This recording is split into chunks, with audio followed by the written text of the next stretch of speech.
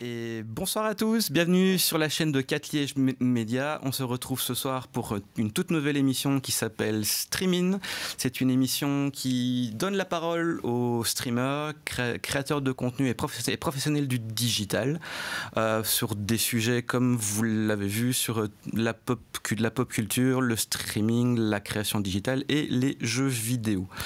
Pour cette première édition sur la chaîne de 4, j'ai avec moi deux experts dans leur domaine pour parler d'un sujet qui nous occupe tous, qui est notre consommation de tout ce qui est audiovisuel en 2025.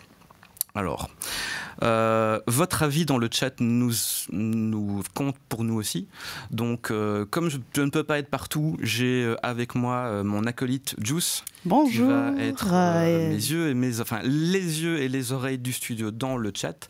Vous pourrez donc interagir avec elle, la poker pour lui poser une question. Elle fera le tri dans tout ce qui est questions les plus pertinentes et interviendra avec les invités, ayant en tête quand même qu'on ne pourra pas poser toutes les questions. Voilà. Donc je vais vous présenter mes deux invités de ce soir. Donc Nathalie qui est là en sa qualité de journaliste indépendant pour 13 médias. Nathalie, tu es journaliste indépendante et créatrice de contenu actif sur Twitch et YouTube. Tu as travaillé dans plusieurs rédactions en Belgique et au Canada avant de te tourner vers les plateformes numériques. Ton projet, tu aimerais mettre en lumière les initiatives citoyennes, le milieu associatif et les acteurs culturels avec un contenu engagé et accessible à tous. Merci d'être avec nous. Merci beaucoup pour l'invitation. Ensuite, nous avons Michael Pachen. Notre Michael Pachen national, animateur radio, télé, producteur, consultant média et créateur de contenu web, multiplateforme depuis moins d'1 an, si je ne me trompe pas. Ouais, j'ai vraiment embarqué le numérique il y a 5 mois. Quoi. Voilà. Tu es un petit peu, comme je l'ai dit, notre Samuel Etienne national, si je peux me permettre ce petit clin d'œil, vu ta capacité à jongler entre tous les formats. Tu es une voix bien connue des ondes, tu as travaillé chez Vivacité, les Enfants de Cœur, les Ambassadeurs, et tu es donc un visage familier du paysage audiovisuel belge. Tu jongles aujourd'hui entre les studios classiques et les plateformes numériques avec une présence active sur Twitch, Facebook, TikTok et YouTube. Oui. Et encore d'autres. Les 4. J'ai voulu toucher un peu à Kik, mais okay. J'ai vite laissé tomber. Tu proposes principalement du just chatting, des jeux communautaires, tout en gardant une expertise d'animateur professionnel. Et je te remercie d'être là, malgré ton agenda hyper rempli. Non, mais c'est cool. Franchement, je suis content. Merci de l'invitation. C'est chouette. Donc Juice, tu es donc là pour gérer le chat. C'est ça. Voilà, présente-toi un petit peu quand même aussi. Hein. Alors moi du coup je suis photographe de formation, je suis créatrice de contenu et streameuse principalement. Voilà, je fais un peu de multigaming, du Valo et plein d'autres jeux. Il y a n'importe les goûts. Parfait. Alors pour commencer, je vais vous poser une question un peu brise-glace. Quel est votre écran de prédilection aujourd'hui et pourquoi ? Bon, je suppose que ça va être YouTube et Twitch. Bon. Voilà. Moi, Twitch, entre Twitch et YouTube, franchement, je pourrais pas. J'aurais du mal à choisir entre les deux. C'est vrai que je consomme énormément de contenu YouTube, par contre, mais le streaming est toujours dans un coin. Comme tout bon streameuse, j'ai plusieurs écrans autour de moi, sur mon setup, et donc c'est vrai qu'il y a toujours un live Twitch qui traîne pour faire un petit lurk, quoi, à gauche à droite, mais c'est sûr que je consomme énormément. Les lurks, c'est important. Voilà, ça envoie de la force. Oui, c'est vrai. Hyper important. C'est vrai que c'est bien les lurks et les raids aussi. Ouais. Tout à fait. Mais donc, c'est vrai que je consomme beaucoup de YouTube, principalement. Maintenant, pour moi, Twitch est aussi un très bel écran, évidemment. Parfait. Et toi ? Tu parles de la plateforme ou de l'objet ? Quand je parle d'écran, c'est vraiment le type de plateforme que tu consommes le plus. Je consomme beaucoup de YouTube, moi. Ouais. Et j'ai même clairement arrêté de regarder la télé pour pour regarder YouTube. C'est étonnant. Non, mais complètement. Mais en général, dans ma génération, on s'accroche encore un peu à la télé. Vrai. Moi, j'ai complètement arrêté. Je suis très YouTube sur ma télé. Pour le coup, je consomme énormément de choses. Je trouve ça génial parce qu'on peut passer d'un univers à l'autre très vite. Et quand je vais sur Twitch, c'est en général pour aller lurker chez les copains ou découvrir aussi des gens que je connais pas, ou découvrir des univers ou apprendre. Parce que moi, je suis sur Twitch depuis 5 mois, donc où je me suis vraiment lancé de manière active et presque quotidienne sur Twitch. Et j'apprends beaucoup en allant voir les potes, quoi. Et tu streams très très tard aussi. Je peux streamer très très tard. Mais j'essaie de... En vrai, j'essaie de commencer plus tôt. Là, pour l'instant, j'essaie de commencer au moins à 20h et de finir un peu plus tôt aussi parce que je fais un peu de morning dans les radios françaises aussi. Depuis ce matin, là, je suis levé à 4h du matin. Et donc, si je peux quand même dormir 3-4 heures avant d'aller au boulot, c'est bien. C'est bien. Le minimum, 3-4 heures. C'est bien. Donc on va faire un mini débat. La télé, Twitch, YouTube, c'est une cohabitation possible ou potentielle sélection naturelle à long terme. Selon vous, est-ce que dans 10 ans, il y aura encore autant de plateformes ou est-ce qu'il y aura une poignée seulement qui auront survécu ? Entre guillemets, est-ce que les médias traditionnels actuels pourront s'adapter pour survivre par rapport aux néo-médias comme Twitch, YouTube, Netflix, Disney+, etc. Thalie ? Écoute, selon moi, ils vont devoir s'adapter. Clairement, j'en parlais encore ces derniers jours avec d'autres collègues du milieu audiovisuel. Si à un moment donné, la télévision, par exemple, ne prend pas le pli de se lancer aussi sur ces plateformes-là, que ce soit sur YouTube, sur Twitch, par exemple, de différentes manières, la télé va être totalement délaissée. Je veux dire, on est des personnes de l'audiovisuel. La télé, on la regarde presque plus nous-mêmes. Donc c'est dire que... et au profit justement de ces plateformes comme YouTube, comme Twitch ou autres plateformes de streaming. Donc forcément, pour moi, dans 10 ans, s'ils ne prennent pas le pli maintenant, aujourd'hui, de travailler sur ces plateformes-là, je pense qu'on n'en parlera plus beaucoup. Et on est content que 4 aient pris le pli.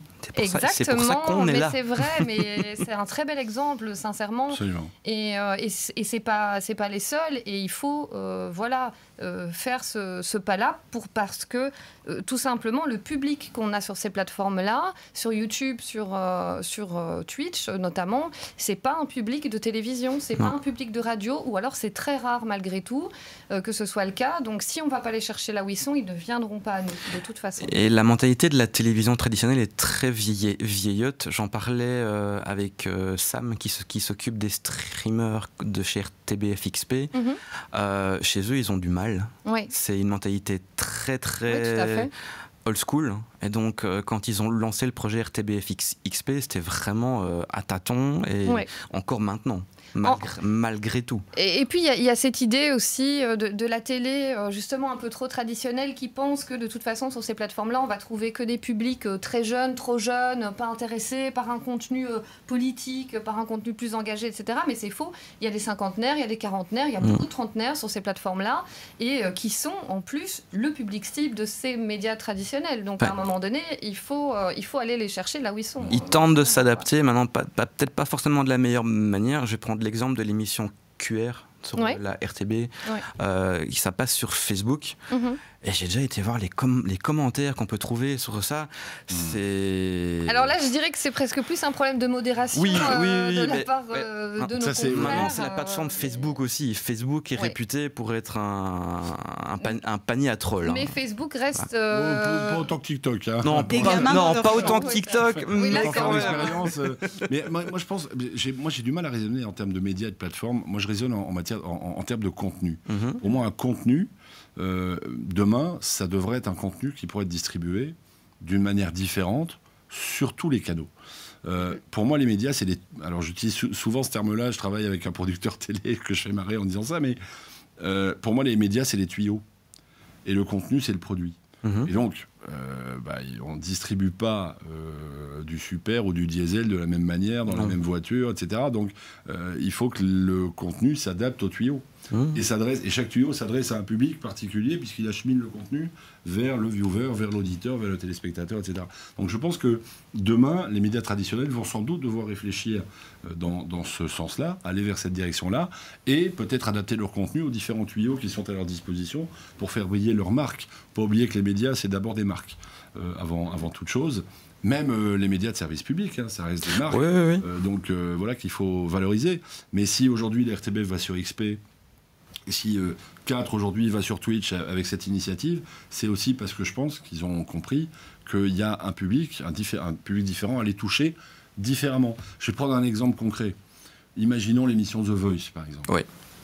Diffusée sur la Une, le truc qui serait chouette à faire, c'est soit de faire du react sur The Voice, sur les réseaux qui sont adaptés à ça, comme Twitch, par exemple, ou même de faire un after voice, où on va inviter les gens sur YouTube ou sur Twitch à réagir à ce qu'ils ont vu à la télé, etc., etc.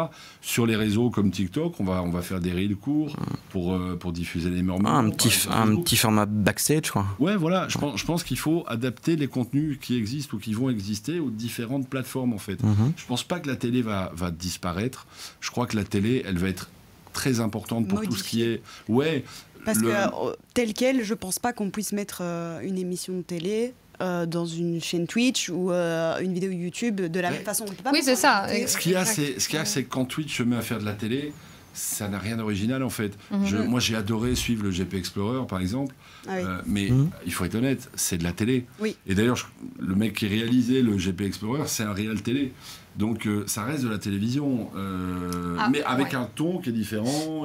C'est ça. Après, l'importance de l'événement faisait que techniquement, tu peux pas faire différemment que faire de la télé, parce que quand tu as plus d'1 million de viewers, tu peux pas commencer à commenter, ce soir, à lire le chat, à commenter, etc. C'est vrai que c'était et c'est de toute façon une chose qu'ils ont reconnue en disant nous avec notre concept on peut pas. Mais comme tu dis, je pense que ils vont devoir réfléchir à des déclinaisons comme ils l'ont fait avec Instagram, comme ils l'ont fait avec Facebook. Enfin, je veux dire, quand les réseaux sociaux sont arrivés, ça a été aussi au début la panique, comme toute entreprise, de se dire comment est-ce qu'on va faire pour s'adapter, comment est-ce qu'on peut être présent. Et aujourd'hui, ça fonctionne. Le GP Explorer, il sera sur France Télévisions. Tout à fait. Au mois d'octobre. France Télévisions a récupéré le truc et ils vont diffuser parce que c'était bien réalisé, que c'était bien fait, que c'était dans leur code entre guillemets. Donc voilà, et il sera aussi sur Twitch en même temps. Finalement, vous pensez pas que c'est peut-être ça qui va se passer plutôt que il n'y a plus la télé, on va prendre le contenu de Twitch, par exemple, autre plateforme, et le passer à la télé? Je pense pas, parce qu'il y a énormément de problèmes de droit, par exemple. On va prendre des matchs de foot. Moi, je pense que demain, la télé, ça sera le média du direct. Même si sur Twitch, pour moi, Twitch, c'est pas le média du direct. On fait du direct sur Twitch, mais c'est le média de la réactivité. C'est de la vidéo à la demande. Voilà, et c'est de l'échange, quoi. C'est de l'échange direct avec les gens. Demain, vous pourrez pas diffuser un match de foot sur Twitch parce que vous non, puis il y a des questions de droit aussi. Il y a des questions de droit et voilà. Et puis, il faut reconnaître aussi que la télé s'adresse à un public encore aujourd'hui plus large. La radio aussi. Je voudrais vous faire remarquer que la radio, ça reste un média extrêmement puissant. Contrairement à ce qu'on en dit, on n'arrête pas de dire que la radio perd de l'audience, etc. etc. Quand vous montez dans votre bagnole le matin pour aller au boulot, le premier réflexe, et c'est même pas un réflexe d'ailleurs, on mettait le contact, la radio, elle démarre toute seule. Donc ça reste un média extrêmement puissant. La télé, ça reste aussi un média extrêmement puissant. Et puis le grand public ne connaît pas Twitch. Soyons clairs. C'est vrai qu'à l'heure actuelle... quand on parle de Twitch, les gens demandent c'est quoi Twitch? On m'a déjà dit. Petit exemple. Le nombre de gens de ma communauté Facebook, TikTok qui me demandent mais c'est quoi? Parce que quand je passe des annonces pour dire je fais un live, etc. Mais c'est quoi Twitch? Comment ça marche? C'est payant? Mais il y a encore cette vision que Twitch égale jeu vidéo. Donc en fait, depuis 5 ans à peu près, je dirais, Twitch a vraiment switcher de mode de fonctionnement en termes de contenu. On a beaucoup plus de talk show, de just chatting, d'émissions, de trucs plus cherchés, des podcasts, par rapport au jeu. Moi-même, quand je suis sur ma chaîne, je fais même toujours... de l'art, pardon. Oui, aussi. Il y a vraiment de tout, de la cuisine. Oui, aussi. C'est vraiment très varié, Ouais. quoi. Oui, c'est ça, mais ça, j'ai envie de dire, c'est ce que nous a amené de bon la pandémie aussi. On était tous, C'est vrai. avec Ouais. les confinements, on était tous calés chez nous. Il y en avait Les beaucoup qui stats ont avaient, explosé. qui avaient envie Clairement. d'échanger, mais qui forcément n'y connaissaient rien en jeux vidéo ou n'avaient pas forcément envie de jouer devant tout le monde. Donc à un moment donné, pourquoi est-ce que j'allumerais pas ma caméra en faisant une omelette et en discutant avec les gens?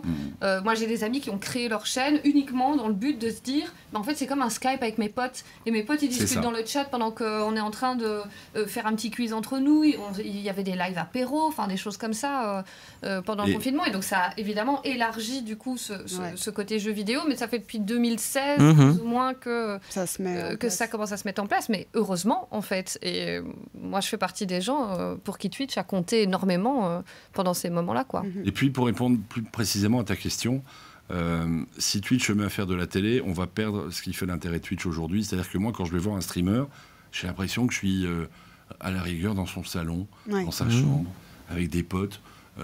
Et même les gros streamers, hein.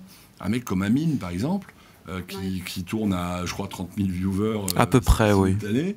Ben finalement, ce qu'il montre à l'image, c'est rien de chiadé. Il n'a pas un studio comme ici. Il est dans sa chambre ou dans son bureau, je sais pas où. C'est ce qui fait le sel, je trouve, de Twitch. C'est qu'on a l'impression, en regardant, qu'on débarque chez quelqu'un, qu'on est invité, qu'on s'installe. Et j'ai vu de la lumière, je suis Après, rentré. Le, Ouais, for- c'est ça. le format est... Enfin, c'est plus les formats comme le GP ou les matchs de foot organisés par Anime ou des trucs comme ça en direct que je verrais plus à la télé, pas un stream. Ouais, c'est ça. Ouais, mais oui. ça, Ouais. voilà, mais ça a été fait notamment avec le Téléthon. Il y a tout le pan du Téléthon Gaming, où là, effectivement, il y a toute une partie qui a été diffusée aussi en télévision. La télé est arrivée dans cette salle avec tous les streamers, a été interviewée, les streamers, streameuses présentes, etc. Donc ouais, mais c'est vrai que c'est très, pour le moment, c'est très franco-français, ce genre d'initiative. Oui. En Belgique, c'est pas impossible que... Non, le streaming Ça se en passe Belgique un peu. n'est pas très développé. Donc totalement XP, pas. la France. XP fait des essaye trucs de les avec, mettre en travail. avant. XP fait des trucs avec Cap 48 chaque année. Ouais. C'est bien foutu. Cap honnêtement. 48 heures. Ils font ça super bien. Mhm. Pour moi, c'est en termes d'organisation, etc., à la hauteur de ce que font les Français. Et il y a le Buster Event la semaine Il y a un Buster prochaine. Event la semaine Oui. prochaine. C'est vrai. On en dira un mot tout à l'heure. Il y a le Buster Event. Ouais, ça On va y être- sera d'ailleurs, ça on va va- être chouette. Ouais, hein. on va avoir besoin de tout le monde là, parce que honnêtement, on n'a pas des records à battre, mais Non. quand même. Bah, le record de l'année passée, ça serait déjà ça. Ouais. Voilà. Si on pouvait atteindre ça, ça serait Voilà. cool. Mais ça, j'imagine qu'on aura l'occasion d'en reparler. Mais bon, voilà. Je pense que les gens connaissent plus YouTube. Oui, Et Ouais. paradoxalement, YouTube n'est pas une plateforme sur laquelle on fait beaucoup de live. Mais moi, quand je live sur YouTube, je remarque que je fais entre 5 et 10 fois plus d'audience que sur Twitch. Ok. Ah.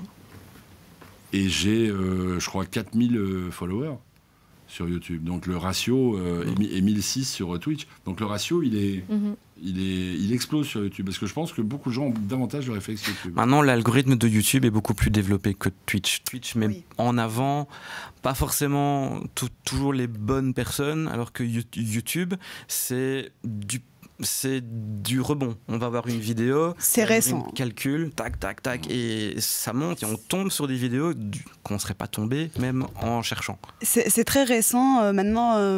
Par exemple, sur YouTube, votre écran d'accueil, il n'y a pas longtemps, je pense, ils ont changé l'algorithme où maintenant on peut voir un très gros YouTuber à côté d'un tout petit YouTuber. Mhm. Et du coup, ils ont changé ça il n'y a pas longtemps, je ne sais plus quand exactement. Et du coup, ça donne plus d'occasion aussi de visibilité aux Pour petits. les petits créateurs. Et ouais. un autre petits truc, créateurs. si je peux donner un conseil à des gens qui streament peut-être sur YouTube, moi j'ai noté ça, ils mettent super en avant le format vertical. À fond. à Ouais. mort maintenant. Au Si je stream en niveau, au niveau horizontal- short ou Ouais. au Non. niveau live? Au niveau stream, au niveau live. Ah oui. Ouais. Si je live en horizontal, je fais beaucoup moins de gens regardent que si je stream en format vertical sur YouTube. D'accord. Ok. C'est ouf. Ça dépend aussi de la plateforme. Ouais. Pour YouTube. TikTok, hein. Ouais, par pour exemple, pareil, c'est format vertical. Oui, ça, c'est même s'il y a obligatoire. un mode, horizontal sur TikTok, mais bon. Tu n'as pas de réaction dans le chat. Alors, j'ai une question de Ludixel qui demande est-ce que c'est Twitch qui a switché ou est-ce que les personnes ont vu une vitrine plus large pour que ce à quoi c'était prévu Twitch. Je pense que c'est plutôt les gens qui sont venus amener un contenu, enfin en tout cas de ce que moi j'ai pu analyser, et que la plateforme a dû s'adapter, ou en tout cas a ouvert un monde possible encore plus grand que ce qui était permis. Mais après, est-ce que c'était pas déjà dans les petits papiers de Twitch à un moment donné de s'élargir et de sortir un peu juste de cette phase gaming? C'est pas impossible, puisqu'il y a eu déjà ce changement entre Justin TV à la base et puis Twitch. Donc voilà, mais c'est sûr que je crois que c'est vraiment les gens qui ont amené ça, notamment comme je le disais avec la pandémie, avec l'envie en fait de partager des choses simples. Hein, il y a des lives peinture et des lives cuisine, comme on l'a dit. Il y a des gens, ils partent en vacances, en fait, ils vous prennent avec. Ils font un vlog, en vacances. Pendant la pandémie, on faisait des concerts sur Twitch. Ah oui, non, mais on faisait plein de trucs. C'est fou. C'était génial, voilà. Et d'ailleurs, même des artistes, maintenant le font aujourd'hui. Il y a des artistes très populaires qui font de la création musicale en direct. Enfin, donc voilà. C'est la créativité des gens qui ont permis, je pense, cette multitude de choix qu'on a aujourd'hui. Mais je pense que potentiellement, la plateforme a poussé à ça aussi et l'encourage toujours plus aujourd'hui. En fait, le switch de Twitch, on le doit à ce trou de balle de Pangolin. S'il n'avait pas été là, celui-là, clairement, pas explosé comme ça, explosé. Merci beaucoup, Pangolin. Merci le Pangolin. Du coup, on va faire la petite transition vers le chapitre 2. On va parler de... Alors, attends, j'ai une petite question de Miss Dadou. Vas-y. Dadou, coucou Dadou. Qui demande, en enlevant le chat d'un stream, est-ce que ça ne revient pas à faire de la télé, du coup ? Si tu enlèves le chat du stream, le stream il a plus d'intérêt pour moi. Ouais, c'est ça. Moi, c'est la même chose. C'est la proximité avec le public, l'audience qui fait. C'est ce qui fait là. Et Dadou est super bien placé pour le savoir parce qu'elle arrive elle a une communauté de dingue, des gens. J'ai rarement vu une communauté aussi accro à une streameuse. Et parce qu'elle le sait, elle fait énormément de just chatting, elle discute beaucoup avec les gens. S'il n'y avait pas le chat, elle ne pourrait pas faire ce qu'elle fait là, puisqu'elle n'aurait pas ce retour, ce ping-pong. Et ça n'a pas toujours été le cas, parce qu'on en avait discuté, parce qu'elle est venue à l'épisode 2 de Streaming, on a parlé des niches de Twitch, et pendant tout un temps, elle faisait beaucoup de Star Citizen, et quand elle a changé, il y a une partie de sa commu qui est partie avec. Voilà. Maintenant, selon moi, ça restera pas non plus de la télévision, ou alors de manière très cheap, parce qu'encore une fois, Twitch, il suffit que tu aies un micro et une cam, et encore. Il y a des gens qui streament sans cam, par exemple, sur Twitch, parce qu'ils préfèrent... Puis il y a les VTubers aussi. Exact. Moi, j'ai Petit Bot en VTuber. Je co-anime avec une intelligence artificielle. Ah oui. C'est un VTuber, en fait, piloté par une IA. Piloté par une IA. Mais en fait, je pense qu'il faut essayer de garder le meilleur des deux mondes. C'est-à-dire, quand même essayer d'avoir une chouette image, de belles lumières, quelque chose qui se rapproche des codes que les gens connaissent. Si on veut amener des gens sur Twitch, il faut essayer de se rapprocher un petit peu des codes que les gens connaissent pour les attirer. Mais garder la spécificité de Twitch, qui est cette interactivité avec les gens, le fait de répondre directement aux gens dans le chat, le fait de les faire participer, de faire des jeux avec eux, etc. etc. Et cette simplicité, en fait, tout simplement, parce que je trouve que on n'est pas... Tu dis, c'est vrai qu'il y a des codes de la télévision qui sont forcément reproduits indirectement. Indirectement, parce que... Mais en fait, c'est surtout l'amour de la belle image. On est d'accord, une belle lumière, un beau micro. Il y a quand même des règles à respecter pour avoir un bon son. Mais malgré tout, on est beaucoup plus cool sur Twitch qu'on pourrait l'être sur un plateau télé. T'en as fait, j'en ai fait. C'est clair qu'on se marque quand même un peu plus sur Twitch. Puis en télé, c'est plus compliqué parce que quand on fait de la télé, on a une équipe nombreuse autour de soi. C'est ça. Il y a des tas de métiers qui dépendent de nous et de ce qu'on fait à l'image. T'as un script qui va te faire des signes, t'as un réalisateur qui va te parler dans l'oreillette. C'est moins... Heureusement que Mac me parle pas dans l'oreillette. C'est très carré, il y a une conduite. C'est beaucoup plus... alors que Twitch, c'est simple. Ça se mélange décontracté, un peu de... tout à fait. Ce côté comme à la maison. Ouais, c'est ça. Si j'ai envie de lancer un marble alors que je n'avais pas prévu, parce que j'ai envie de faire un marble, je fais un marble. Voilà, si j'ai envie de lancer un jeu, je fais un jeu. Si j'ai envie de faire un Jackbox avec les communes, je fais un Jackbox. Voilà. Maintenant, j'aimerais bien qu'un jour à la télé, il y ait un débat un peu ennuyant et qu'ils disent bon allez, on se ferait pas une petite partie de Valo là. Incroyable. Mais ça sauverait peut-être la télé. Oui, je pense aussi. Si ça se trouve, sans déconner. On tient quelque chose. On tient un truc. Bah, justement, en parlant de C'est contenu, étant donné qu'on a maintenant mis les bases, on va parler de contenu entre format et tempo. Regarder un programme en direct, choisir un contenu à la demande, interagir en live. Toutes ces manières de consommer nous racontent nos préférences. D'où quel est votre écran de prédilection. Donc la télévision construit une grille de programmes, YouTube propose un catalogue disponible à la demande et Twitch valorise l'interaction en temps réel entre le broadcaster et les viewers. Dans tout ça, sommes-nous devenus maîtres de notre consommation ou esclaves d'une disponibilité permanente, sans réelle déconnexion possible, conditionnée à un besoin quotidien de dopamine qu'apportent les écrans? C'est un peu long. C'est très philosophique aussi, hein, tout ça. Un peu. On a 4 heures, du coup, c'est ça. Pour philosopher là-dessus. Ouais. Et c'est que le point 2. Ouais. On a toujours tous. Je crois que dans toutes les générations ont toujours été accros à quelque chose. En fait. Si on regarde un peu l'histoire des médias, on a tous été accros à un truc.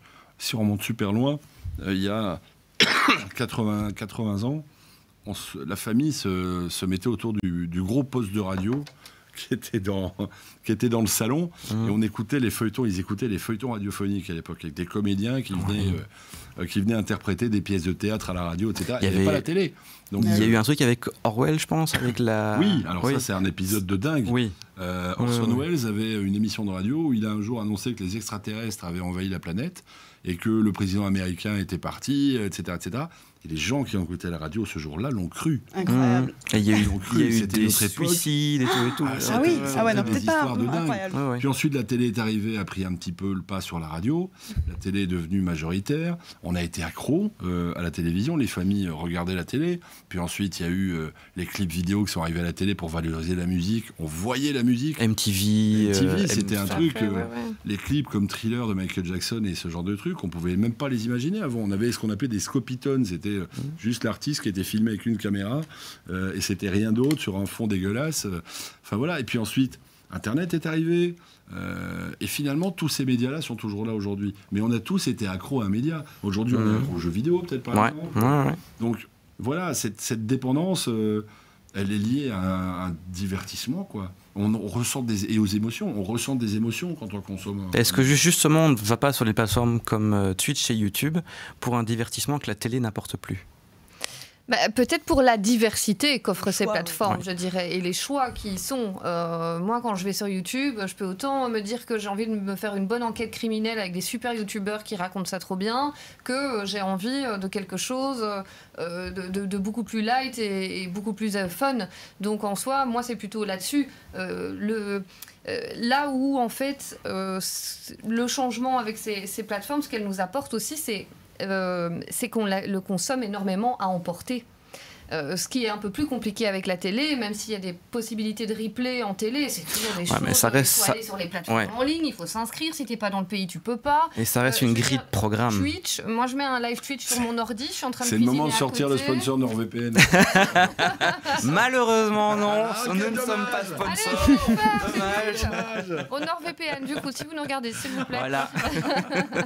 Non, mais voilà, c'est vrai que oui, dans certains milieux, la télé reste comme le poste de radio l'a été l'élément central et tout tourne autour, mais c'est vrai qu'aujourd'hui on le fait beaucoup plus facilement avec des plateformes comme Spotify où on lance un podcast ou une playlist. On peut même aller plus loin, on peut rajouter Netflix, Disney+, HBO, qui sont maintenant mis à disposition dans les abonnements des FAI.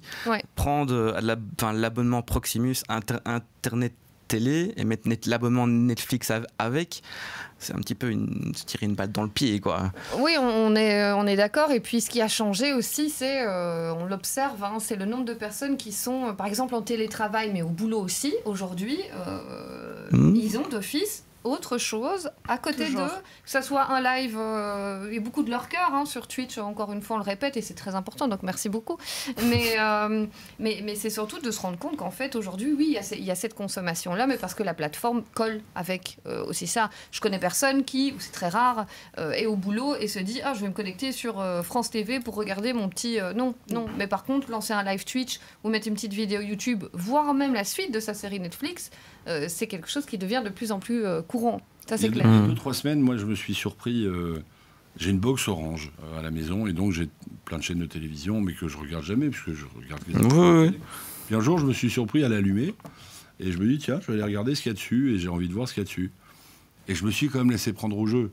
C'est-à-dire que je suis forcément tombé sur une chaîne qui diffusait un programme qui me plaisait à ce moment-là, et je me suis laissé prendre au jeu de regarder le programme. Est-ce que je vais y revenir pour autant parce que je me suis laissé prendre au jeu? Je ne sais pas. Mais le fait de m'en éloigner un peu pour regarder d'autres trucs, quand j'y suis revenu, j'ai pris du plaisir à y revenir. Oui, donc, voilà, est-ce qu'on n'a pas perdu l'habitude à cause de l'apparition de néo-plateformes de justement regarder la télé? Je pense qu'il y aura toujours des réflexes naturel. Je pense qu'il y aura toujours le réflexe d'aller s'informer en regardant la télé, parce qu'il y a quand même un sacro-saint rendez-vous. On va en parler de ça aussi. C'est le 19h, le 19h30 ou le 20h. Il y a encore des gens, parce que c'est l'heure à laquelle on bouffe, qui mangent en branchant la télé parce qu'on va voir les infos. Ça, c'est un truc. 2, je pense que la télé a tort de vouloir courir après les jeunes. Et c'est valable aussi pour la radio. Je pense que la télé, elle doit cajoler, soigner son public cible, et pas forcément courir après les jeunes. En revanche, que la télé aille se montrer sur des plateformes, on en revient à ce qu'on disait tout à l'heure, qui touchent peut-être une autre catégorie de gens en offrant un contenu différent, construit sur base du contenu de base, ça pour moi c'est intelligent, c'est sympa, parce que quelque part ils offrent un autre contenu. Donc je pense pas que les médias doivent prendre la place d'autres médias. Tu posais la question de la télé par rapport à Twitch. Pour moi ça se joue pas comme ça. Je pense que c'est le contenu qui doit pas être le même. Voilà. Tout à l'heure, Nathalie a dit... Le contenu, et je pense qu'ils ne doivent pas avoir peur aussi d'y aller. C'est surtout ça. Tu vois, comme au début, ils se sont dit, oh là là, Facebook, Instagram, qu'est-ce qu'on va y faire? Mais au final, je suis désolée, mais vous regardez les réels des médias ici en Belgique, c'est du bon boulot, ils ont réussi à le faire. Donc les g'a, venez sur Twitch, quoi. Franchement, on se marre bien, quoi. Et là, on parle aussi surtout de format long, là. Malheureusement, on est à une époque où c'est le format court qui prévaut par rapport aux autres. Mais... ça dépend où. Pardon. Attends, parce que j'ai une question pour chacun. On va commencer par Nat. Nathalie, tu es passée par plusieurs 3 à 4. Tu es passée par plusieurs rédactions traditionnelles avant de créer du contenu sur YouTube et Twitch, pour mettre en lumière des initiatives citoyennes, associatives et culturelles. Est-ce que les nouveaux formats plus courts, plus libres, te donnent vraiment plus de liberté pour raconter ce que tu veux? Est-ce qu'un format plus court, du coup, me donne plus de liberté? Je dirais non, dans les faits. Non. Mais est-ce qu'au fond, tu ne dois pas parfois sacrifier la profondeur du contenu que tu fais pour coller au rythme de ce que la plateforme t'oblige à faire pour que ça colle à ce que l'algo propose? Alors, moi, c'est une expérience que j'ai effectivement tentée sur YouTube et je m'en suis rendu compte. Au départ, j'allais plus sur des replays quasiment purs de mes streams. Donc, ça peut aller parfois jusqu'à 3 heures. Hein. Mais bon, je coupais un petit peu, je mettais 1 heure, 1 heure et demie, mais c'était un replay quand même avec je faisais une petite intro, je mettais quelques petits logos, un écran de au revoir et voilà. Mais je me suis rendu compte que depuis que je suis passée à un format 20 minutes, il est beaucoup plus consommé. Maintenant, ça ne veut pas dire que je perds en qualité quand je passe d'1 heure à 20 minutes, puisque dans ta création de contenu, bien sûr, tu dois faire des choix éditoriaux et parfois tu dois raccourcir, mais en fait, rien ne t'empêche d'avoir une chaîne VOD, d'avoir une playlist VOD où les gens peuvent retrouver... Et c'est ce que les streamers font. Hein. Voilà, exactement, et c'est dans ce genre de réflexion qu'on va. Donc, oui, tu sacrifies, mais ça ne veut pas dire que si tu sors un format de 2 minutes ou de 20 minutes, enfin, un 2 minutes sur Instagram, un 20 minutes sur YouTube, ton 1 heure et demie, tu dois le mettre à la poubelle. Il doit toujours être là, évidemment. Maintenant, c'est à toi de voir en termes de stratégie ce que tu veux, ce qui a été impactant dans ton live pour avoir des vues. Ça, c'est vrai que parfois... parfois, ça, c'est des choix qui m'ennuient parce que moi, il y a quelque chose qui va énormément me toucher, mais quand j'en parle avec les personnes avec qui je travaille, ils vont me dire, ouais, mais ok, on comprend, c'est vrai que ce qu'il dit, c'est profond, mais là, juste après, il clash ça, et ça, tu vas voir, ça va plus faire réagir. Bon, bah, ok. Donc, parfois, je fais des choix, et parfois, ça marche pas. Ça, c'est le game. À mon sens, c'est un peu un trailer, par exemple, les formats courts. On va pas raconter la même chose sur une vidéo YouTube longue que sur un format court Instagram, 1 minute, où on va faire un petit trailer pour rediriger dans quelque chose de plus profond sur YouTube. Oui, tout à fait. Il faut accrocher, quoi. Faut savoir. Je prends l'exemple Enfin, moi, je fais beaucoup de live en manifestation, etc. Parce que c'est là où tu trouves les militants, c'est là où il y a le contenu, c'est de l'actualité, etc. Et j'adore m'amuser en stream à repérer les plus drôles pancartes des manifs, parce qu'il y a des jeux de mots incroyables, il y a des dessins, il y a des choses. Enfin, voilà.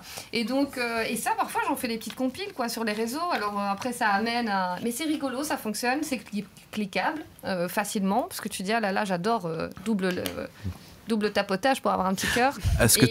Mais ça ne veut pas dire que en fait, mon contenu est juste limité à des pancartes rigolotes. Derrière, il y a une interview, derrière, il y a d'autres choses, mais c'est un happening, c'est un petit apéro, quoi. Alors moi, je le dis souvent, il ne faut pas se fier aux stats. Maintenant, est-ce que sur YouTube, est-ce que c'est pas justement hyper important de se baser sur les stats de visionnage des moments des vidéos qui sont pour savoir vers quel contenu tu dois t'orienter? Moi, je pense que dans toutes les plateformes. Oui, mais il faut pas se focaliser aussi. YouTube, c'est très spécifique dans le... Oui, dans la longueur. Dans la manière, c'est long, ça. Les statistiques aussi que vont t'amener YouTube, c'est vrai que c'est particulier. Alors effectivement, toi, en termes de création de contenu, tu dois y faire gaffe. C'est pareil sur Twitch aussi. Hein. Tu vois quels sont les moments où le chat a le plus réagi, les moments où ils étaient plus calmes aussi. Ça aussi, c'est important. Et c'est pour ça que c'est important, encore une fois, avec ta commu. Moi, j'adore faire ça. C'est des feedbacks, quoi. Bon, les gars, qu'est-ce que vous avez aimé? Est-ce que c'était chouette? Est-ce que machin? Et en fait, c'est pour ça que moi, je le dis. Moi, je construis mon contenu avec ma communauté. On va en parler aussi. On va en parler aussi. Parce que, évidemment, tu as des habitudes différentes d'une plateforme à l'autre. Sur TikTok et Instagram, tu swipes vachement. Sur YouTube, tu swipes pas. Parce qu'en général, ou très peu, tu vois. Donc, les formats longs sont, pour moi, nativement... ont leur place native sur YouTube, beaucoup plus qu'ailleurs.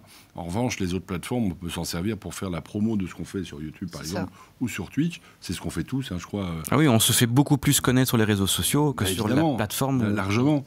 Largement. Oui, et puis la personne qui va regarder le format long, c'est quelqu'un qui est, pour des tas de raisons, très intéressé par le sujet qu'on défend dans le format, et ceux-là vont rester. Mais tu as plus de rétention si tu as 20 personnes qui regardent ton format long jusqu'au bout, que si tu en as 1000 qui passent dessus super vite et qui disparaissent. Donc, il faut se servir des plateformes pour leur atout, en fait. Hein. Et donc, produire de manière différente pour les plateformes. Sur TikTok, on va se faire un hook, et puis derrière, on va balancer le contenu. Des tuyaux. Ouais, des tuyaux, c'est ça. Alors ici, on a deux avis différents. On a Miss Dadou qui nous dit « Les chaînes VOD ne fonctionnent pas du tout ». Alors moi, je pense que... Ça dépend. Ça fonctionne peut-être les chaînes de replay. Je pense que ça fonctionne mieux pour les plus gros streamers. Déjà parce qu'ils ont une audience de base qui est assez importante. Voilà. Donc forcément, s'ils ont 10 millions de personnes, s'ils ont 500 000, on pourrait dire oh là là, c'est nul et ça marche pas. Mais techniquement, 500 000, c'est beaucoup. Donc c'est bien. Mais oui, c'est vrai que c'est plus difficile. Mais en même temps, il y a des intérêts à faire le replay. Enlever la frustration, par exemple, d'un moment coupé. Que les gens ont envie de voir une intégralité d'interviews. Donc moi, c'est dans ce sens-là que je vais plutôt le proposer. Ou alors, moi, je le fais aussi dans l'intérêt propre de l'association avec laquelle je vais travailler. Qui, elle, a envie d'avoir la totalité de sa vidéo. Et qui va peut-être le partager aussi. Qui va leur partager parce que c'est l'intégralité. Donc voilà, là, on n'est plus sur un long reportage, mais... je suis d'accord que ça fonctionne moins qu'une belle vidéo montée, ça bien sûr, parce que c'est la stratégie aussi de ta belle vidéo, quand elle est bien montée. Mais c'est le plaisir aussi. C'est justement pour qu'elle soit vue un maximum.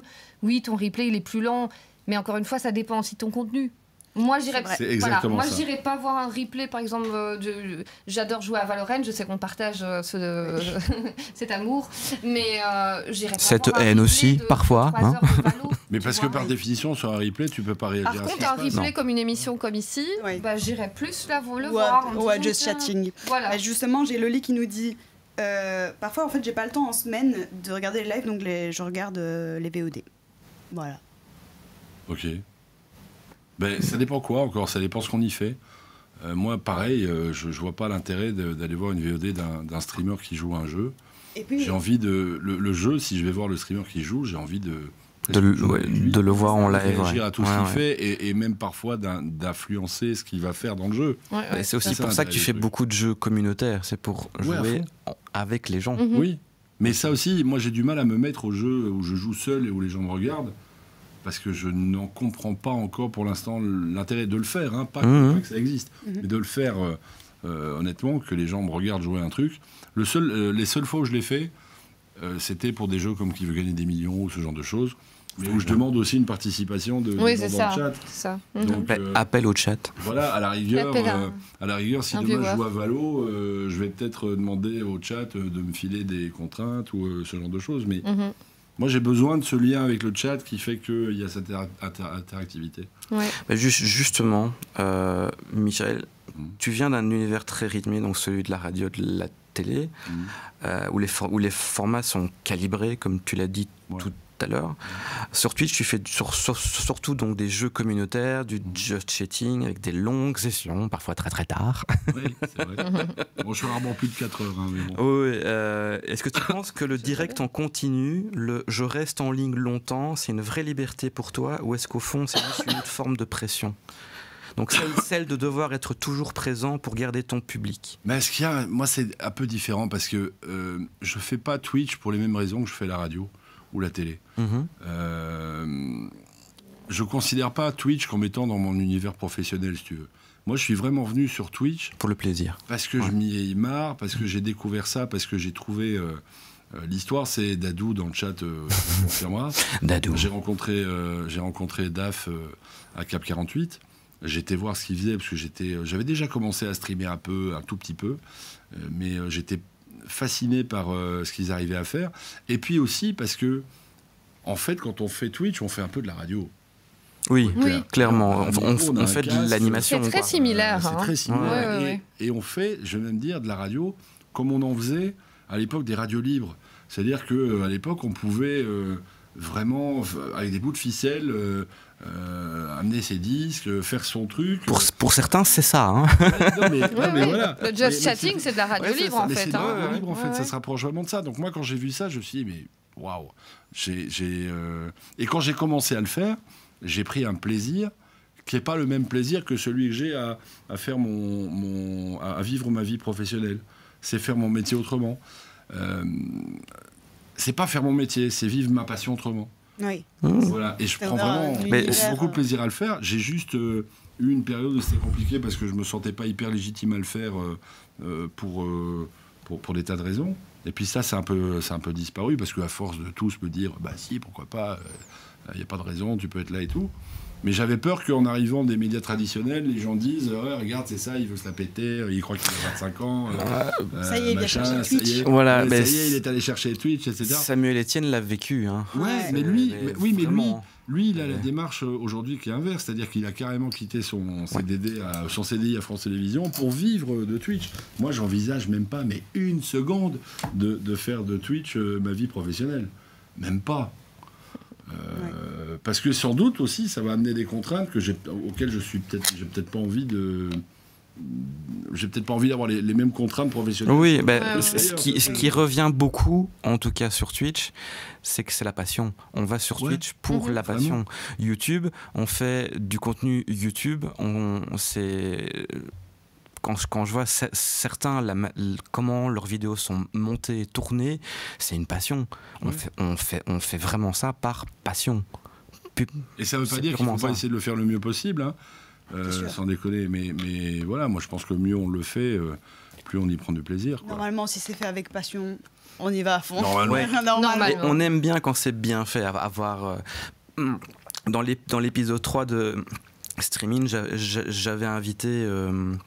un créateur UX donc qui s'occupait de tout ce qui était interface de stream. Il faisait des UI de stream interactifs. Si quelqu'un mettait un truc sur le chat, ça faisait un truc. J'avais invité, je sais pas si tu vois qui c'est, Pomme. Oui, si, bien voilà, sûr. Pomme, mais Pomme est venue expliquer comment est-ce qu'elle a appliqué toutes les stratégies marketing à Twitch. Et le troisième intervenant, c'est un spécialiste du marketing digital. Et on a expliqué comment est-ce qu'une bonne DA, une bonne ligne éditoriale permettait justement de faire grossir une chaîne aussi. Mais ça, tu vois, par exemple, moi j'ai fait avec des bouts de ficelle au départ, puis là j'ai demandé à un graphiste de me faire une DA. Et je paye un graphiste, il est en train de travailler dessus maintenant. Parce que j'ai envie, mais pas pour grandir et exploser les stats. C'est juste parce que j'ai envie, moi, de me sentir bien aussi. Que ce soit beau. Et que ce soit joli, et que les lumières soient chouettes, et que le son soit bon, etc. Parce que c'est peut-être un peu la déformation professionnelle qu'on a aussi. Hein, j'ai travaillé là-dessus jusqu'à 4h du matin. C'est ma problématique principale. Hein, avec la lumière, la caméra. Oui, tout ça, la caméra, la qualité de l'overlay. Ben ça, tu l'as dit quand tu m'arrêtes. J'étais sur le cul de voir ta DA. Mais encore une fois, je trouve aussi que la différence avec Twitch, c'est qu'en fait, il ne faut pas avoir peur si on n'a pas les moyens de se lancer malgré tout. C'est pas parce que, voilà, moi aussi, hein, je prends mon exemple personnel, j'ai aussi payé un graphiste. Moi, j'ai créé une société derrière mon contenu de base. Donc voilà, ça prend une ampleur plus grande. Mais après, toute ma vie économique, et on en reparlera plus tard. Oui, aussi. Ne se joue pas sur Twitch, bien sûr, et elle se joue ailleurs.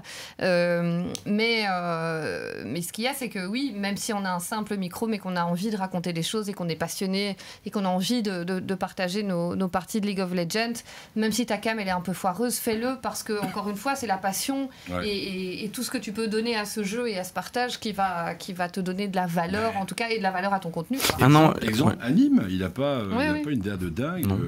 Et je me suis pris au jeu là hier, je crois que c'était hier ou avant-hier. Non, avant-hier. Le mec s'est mis à créer un son en live. Et donc il s'est mis à faire un titre. Après, et j'ai suivi, j'ai regardé, j'ai eu envie de voir où ça allait. Alors c'était pas très... Ça titille un petit peu. Hein. C'est fait pour. C'est fait pour. Il chantait le cul de ma femme ou un truc dans le genre. Enfin, oui, j'ai vu les... en fait, j'ai vu grâce aux petits réels sortis après. Et ben voilà. Et moi, j'ai regardé la construction du truc en live et j'ai trouvé ça fascinant en fait.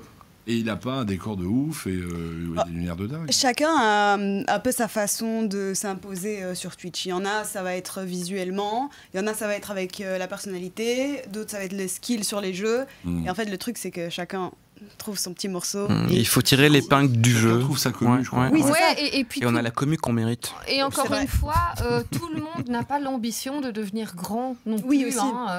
Je veux dire, il n'y a qu'un très très petit pourcentage de streamers sur Twitch. Je crois qu'on est à 1 ou 2% qui au final gagnent leur vie avec ça, qui sont... mais c'est des milliers et des milliers de personnes qui en fait, ont juste envie de délirer avec leurs potes aussi. Quoi, j'étais sur le cul d'apprendre que... 95%, 95% pour les Français, des gens qui streament sur Twitch ont moins de 5 viewers. Oui. J'étais sur le cul d'apprendre ça. Mais quand certains... Moi, je vois beaucoup sur les réseaux sociaux des streamers qui se plaignent que j'ai une moyenne de 10 personnes. Mais ça aussi... du panier, une moyenne de 10 sur un live. On s'imagine pas combien il y en a derrière. Oui, c'est haut, bien sûr. On en reparlera peut-être, mais moi, au début, je regardais les stats comme on regarde les chiffres d'audience à 9h du mat de l'émission de télé qu'on a fait la veille. Des formations professionnelles. Et puis, au bout d'un moment, je regardais même les viewers pendant le live. Et au bout d'un moment, j'ai arrêté de le faire. D'abord parce qu'on m'a clairement conseillé de ne plus le faire parce que ça influence considérablement ce que tu fais en live. Et puis, le deuxième truc, c'est, si tu te mets à regarder les chiffres tous les jours, et j'en parlais avec d'autres streamers, je dis, oh putain, ce soir, j'ai fait que ça, etc., machin. Et en fait, tu t'enlèves, en faisant ça, tout le plaisir que tu as eu à faire ton stream, en fait. Oui, clairement. Une déception. Parce que, même de perdre un follower, moi ça m'arrive parfois. Je suis dans mon truc et je tourne la tête et je vois le compteur de follow qui a perdu 1, 2, 3 et ça fout là. On se demande pourquoi en fait, parce qu'on se remet en question tout le temps en se disant qu'est-ce que j'ai fait de mal, pourquoi moi je me... Exactement. Et en fait c'est juste con, il faut juste faire ce qu'on a envie de faire. Et d'ailleurs en radio, on n'a pas ce truc. Le seul rapport qu'on a dans le direct, c'est les SMS qui peuvent tomber en studio. Et encore, tu l'as pas tout le temps, c'est selon certaines émissions, mais tu ne vois pas ton public, tu ne l'entends pas et tu ne sais pas combien ils sont. Donc ça, c'est vrai que c'est le bonheur. Mais moi j'ai un peu cette même réflexion. Et d'ailleurs, j'ai même envie de spécifier quelque chose. Si jamais il y a des plus petits streamers qui passent, enfin moi je ne l'estime pas une grande streameuse, mais je parle de manière générale, n'hésitez pas à faire des raids aussi, même si vous avez 2 viewers. C'est très important. C'est très très important. Ça fait plaisir, et de 2, c'est juste génial ce principe Twitch. Il y a quelque chose que Twitch avant avait mis en place, un outil que je regrette. Alors je ne sais pas si c'était directement lié à Twitch, mais en fait ça te permettait, t'allais sur c'était un site lié à Twitch, et en fait toutes les 30 secondes ça changeait de live, et en fait là, tu sautais de live en live, je connaissais pas. et c'était génial parce qu'en fait du coup tu découvrais, et il y avait beaucoup de gens connectés, il y avait parfois des milliers de personnes connectées, et en fait les gens voyaient quand une fois il y avait des milliers de personnes qui les regardaient, et puis hop on changeait 30 secondes après, et c'était fou parce que les gens étaient très contents. Il y a une plateforme qui fait ça. Il y a une plateforme qui le fait toujours, mais qui est payante. Elle est payante, et 2, il faut un ratio minimum. Un ratio minimum. Oui. Non, là c'était vraiment tout le monde. Moi j'en ai trouvé un où il y avait je pas. sais plus le nom. Après peut-être qu'il existe plus. À mon avis il y en a plusieurs, mais à mon avis. C'est comme faire du follow pour follow. Non, ça c'est horrible. Ça ne sert à rien. Ça ne sert à rien. Mais là c'était sympa parce qu'il y avait vraiment cet échange, et en plus toi, tu étais indépendante de la plateforme Twitch quand tu allais dessus, mais c'était lié, parce que tu avais accès au chat. Donc les gens étaient juste contents. Moi, ça me faisait marrer chez moi à la maison de me dire que j'arrive chez un petit gars qui joue, il a 2 personnes, c'est ses potes, et en une fois, il y a 5000 personnes qui arrivent, et on est là, coucou, tu vas bien, c'est trop chouette ce que tu fais, bisous, à bientôt. Et continue comme ça. Voilà. Moi, je fais ça de temps en temps quand les gens que je connais sont pas en live, parce que je termine plus tard, un soir ou quoi, moi, je cherche des petits streamers. Enfin, moi je suis un petit streamer, mais des gens qui ont que 1, 2 viewers, parce que c'est super marrant de voir leur réaction. Quand on arrive avec 30, 40, 50 personnes, ils sont super contents en fait. Moi je reçois encore 40, 50 personnes, je suis content. Pareil. Moi j'ai encore le clip de mon premier raid de Dadou. J'étais en PLS. Mon Dieu. Mais pareil. Quand elle m'a raid la première fois, c'était la fête, quoi, tu vois. Donc voilà, c'est plus une marque. Puis j'ai l'impression qu'il y a des streamers entre eux qui s'aiment bien quand même, et qui forment une petite... de toute façon. Voilà. En France, on les appelle la team du lundi, la team du mardi. Voilà. Mais ils restent entre eux. Alors, j'ai déjà eu un discours un peu négatif par rapport à ça, c'est qu'ils restent entre eux, ils ne font jamais redescendre.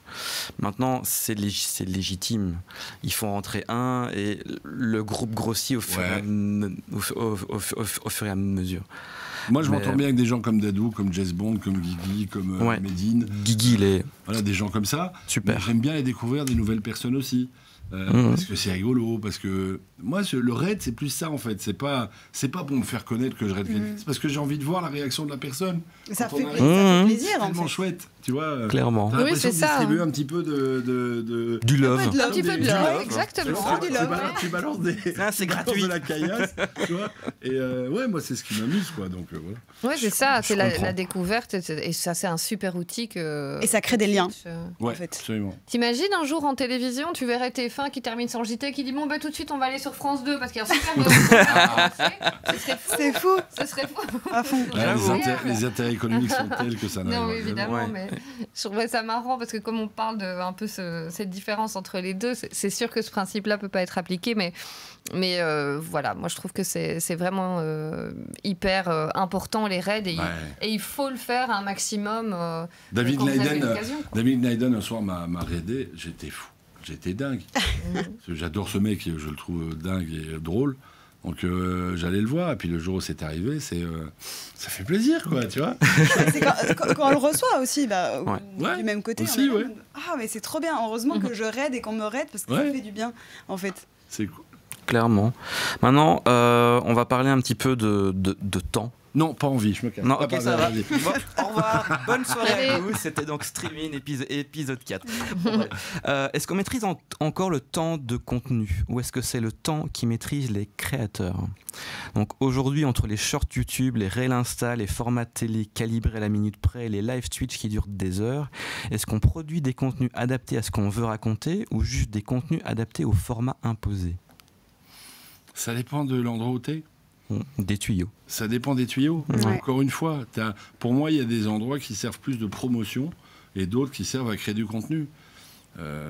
Oui, et puis en fait, tout dépend, sur quelle base tu fais ton contenu. Si tu fais un contenu, par exemple, lié à ton live Twitch, ton live Twitch, en fait, il n'y a pas vraiment de code en termes de timing. Il y a des personnes qui font des lives 12 heures une fois par semaine. Il y en a qui streament. Moi, généralement, je fais du 2h30. Etc. comme format. Parfois ça m'arrive de faire moins, mais parce que moi je suis très dépendante du direct, justement, de la matière en face de moi. Mais donc, encore une fois, oui, ça dépend. Maintenant, c'est clair que ça dépend d'où tu vas. Il y a des contenus qui fonctionnent, on connaît les timings, on connaît un peu le cadre que tu dois respecter parce que c'est des formats un peu imposés par ces plateformes-là, mais la télé, je crois qu'il faut oser aussi casser. Et c'est pas imposé par ceux qui percent ou c'est imposé par la plateforme? C'est un peu imposé par les gens, moi je pense. La télé, la radio, par exemple, t'es obligé de formater parce que en télé, en radio, tu es obligé de passer de la pub. Et donc, quand tu fais une émission, tu peux jamais faire une émission de 60 minutes, tu dois faire une émission de 52 minutes parce que tu as 8 minutes consacrées à la pub. Et encore, t'es gentil, oui. Encore, on ça. En radio, c'est pareil, on a, je crois, 12 minutes de pub par heure. Donc tu es obligé de faire du contenu de 48 minutes qui peut être saucissonné en 2, 3 morceaux. Oui, parce qu'en radio, tu as la musique qui s'intègre en plus des pubs. Donc, forcément, sur YouTube, si tu as la volonté de faire des formats longs dans lesquels tu veux aussi mettre de la pub, tu choisis savamment les endroits où tu mets ta pub dans les vidéos parce que tu sais qu'il va y avoir un cliffhanger, par exemple, un truc, un machin, ou un moment important, tu mets ta pub juste avant parce que tu sais que les gens vont attendre la fin de la pub pour voir la suite. Voilà, ce genre de réflexe-là. Encore une fois, sur Twitch aussi, on peut. Un petit bouton. Les pubs de la télé que les pubs de YouTube, personnellement. Mais ça m'intéresse.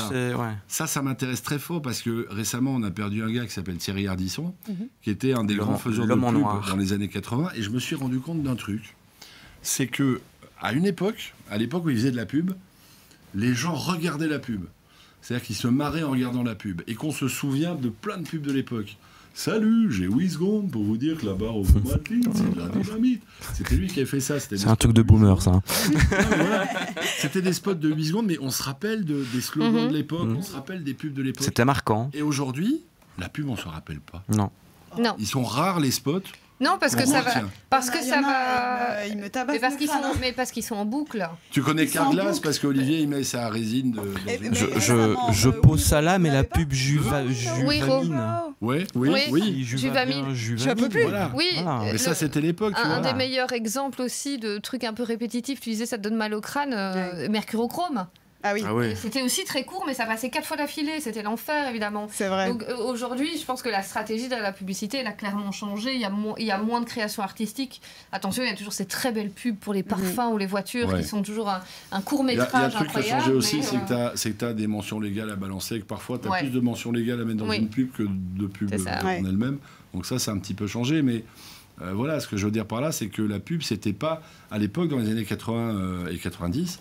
C'était pas une plaie, c'était quelque chose qu'on pouvait regarder avec plaisir. Mais c'est aujourd'hui, j'ai l'impression qu'on est envahi et qu'il n'y a plus rien qui ressort vraiment.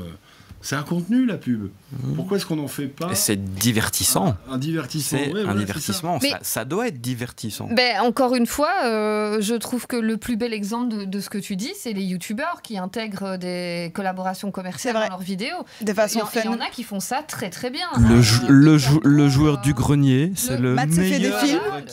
Le joueur du grenier, moi je consomme beaucoup le contenu de Joyka par exemple. Il fait aussi des trucs un peu marrants à chaque fois avec Sylvain Lévy, t'as pas 2 fois le même spot pour NordVPN, tu vois. Matt se fait des films, pour moi, c'est le plus drôle. Ça fait 2 fois que je dis NordVPN, je touche pas. Je tiens à le dire. Attention. En fait, tu peux nous dire que tu cherches la collab là. Même pas.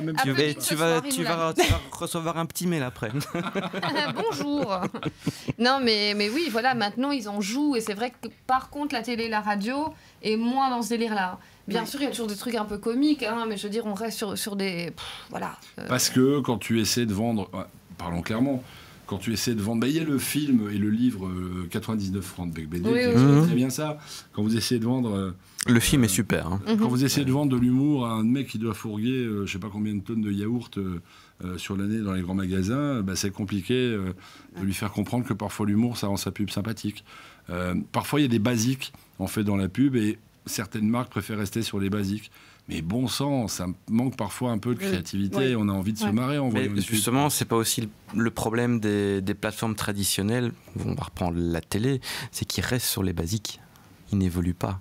La télé en elle-même, je crois pas. Non. Parce que t'as quand même, si tu regardes les formats télé qui sortent depuis quelques années, il y a quand même des formats qui sont vachement chouettes et vachement recherchés, vachement imaginés par des créatifs. Hein. Honnêtement, regarde sur les 20 dernières années, tu retiens plein d'émissions. Tu as eu Koh-Lanta, tu as eu les émissions de télé-réalité, tu as eu The Voice.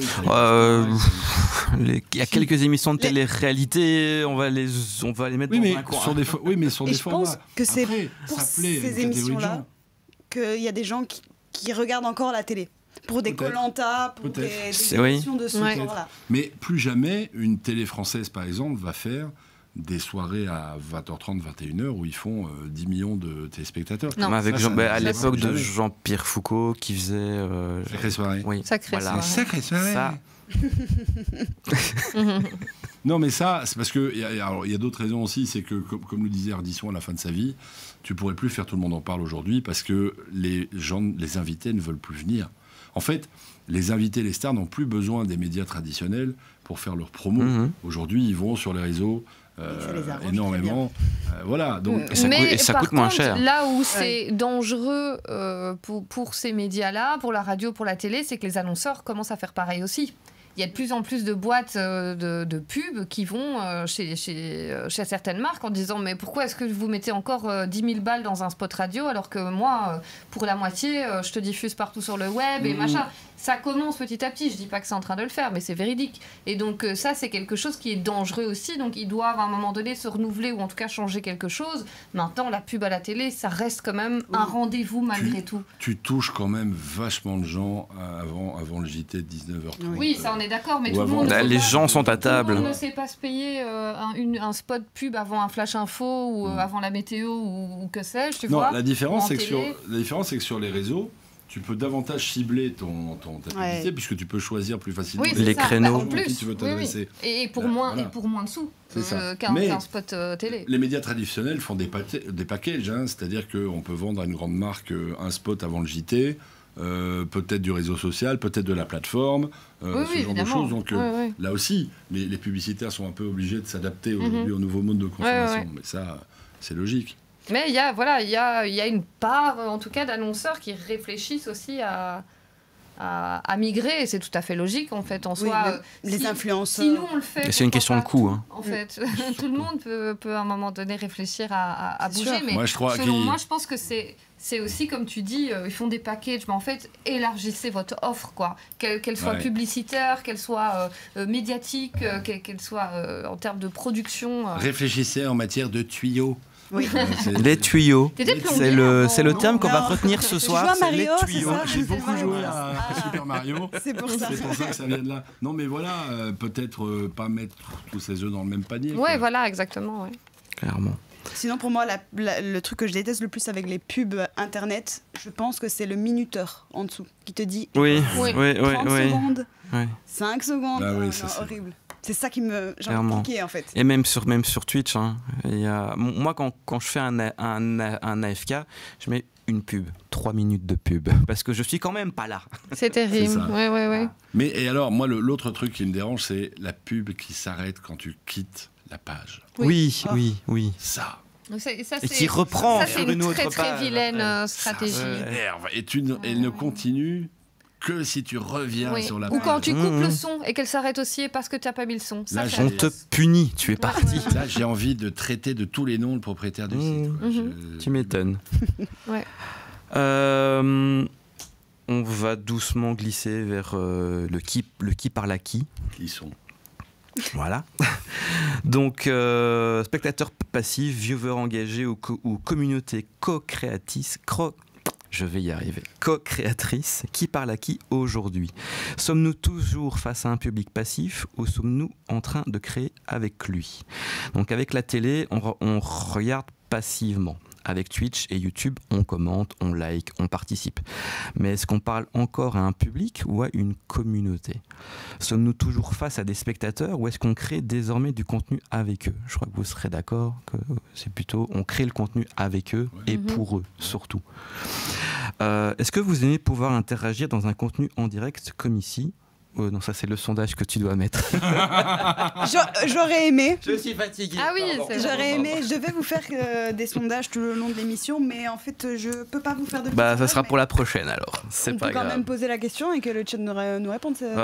Oui, on peut poser. À la louche, à mon avis. Oui, c'est ça. Mais est-ce que donc chat, est-ce que vous aimez pouvoir intervenir dans un contenu en direct, donc comme ici, ou est-ce que vous préférez rester spectateur tranquille sans participer, les pieds dans les pantoufles?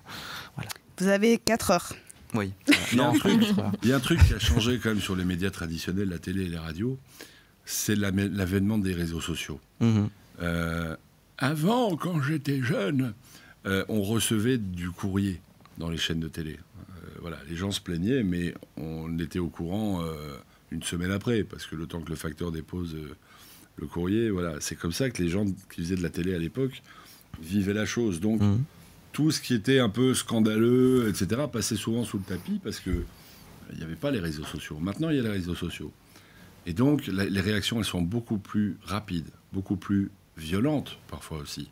Donc, je crois que c'est la pire forme d'interactivité aujourd'hui pour les médias traditionnels, c'est les réseaux sociaux. Et pour en avoir pris plein la gueule déjà sur les réseaux sociaux. C'est punitif, les réseaux. Internet n'oublie rien. Non, c'est ça. Et étrangement, je trouve, alors ça va peut-être changer, mais quand je stream sur YouTube, sur Twitch et même sur TikTok, je trouve plus de bienveillance de la part des gens. Et je crois que c'est parce qu'on est en direct. C'est-à-dire qu'ils savent très bien que s'ils balancent une dinguerie, je vais réagir derrière. Alors, là-dessus, moi, je suis pas d'accord avec toi.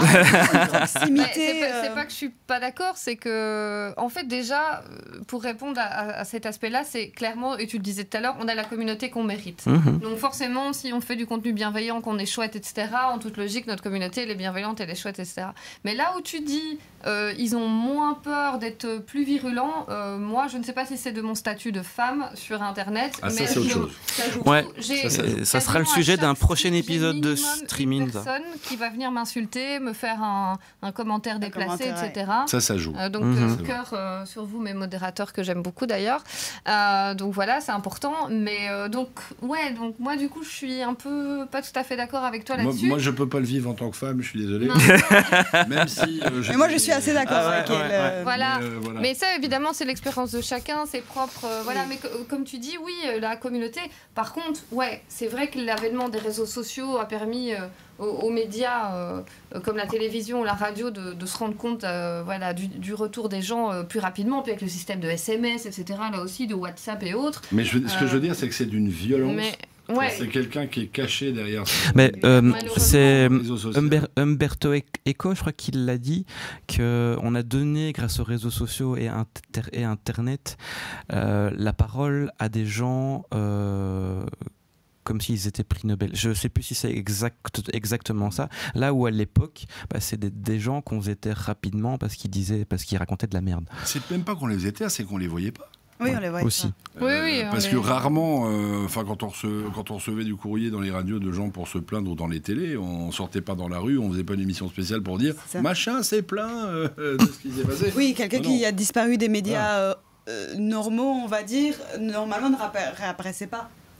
C'est ça. Là, il réapparaît sur les réseaux et du coup fait parler, du coup fait du buzz, du bad buzz. Mais c'est justement ça. Le problème, c'est les buzz.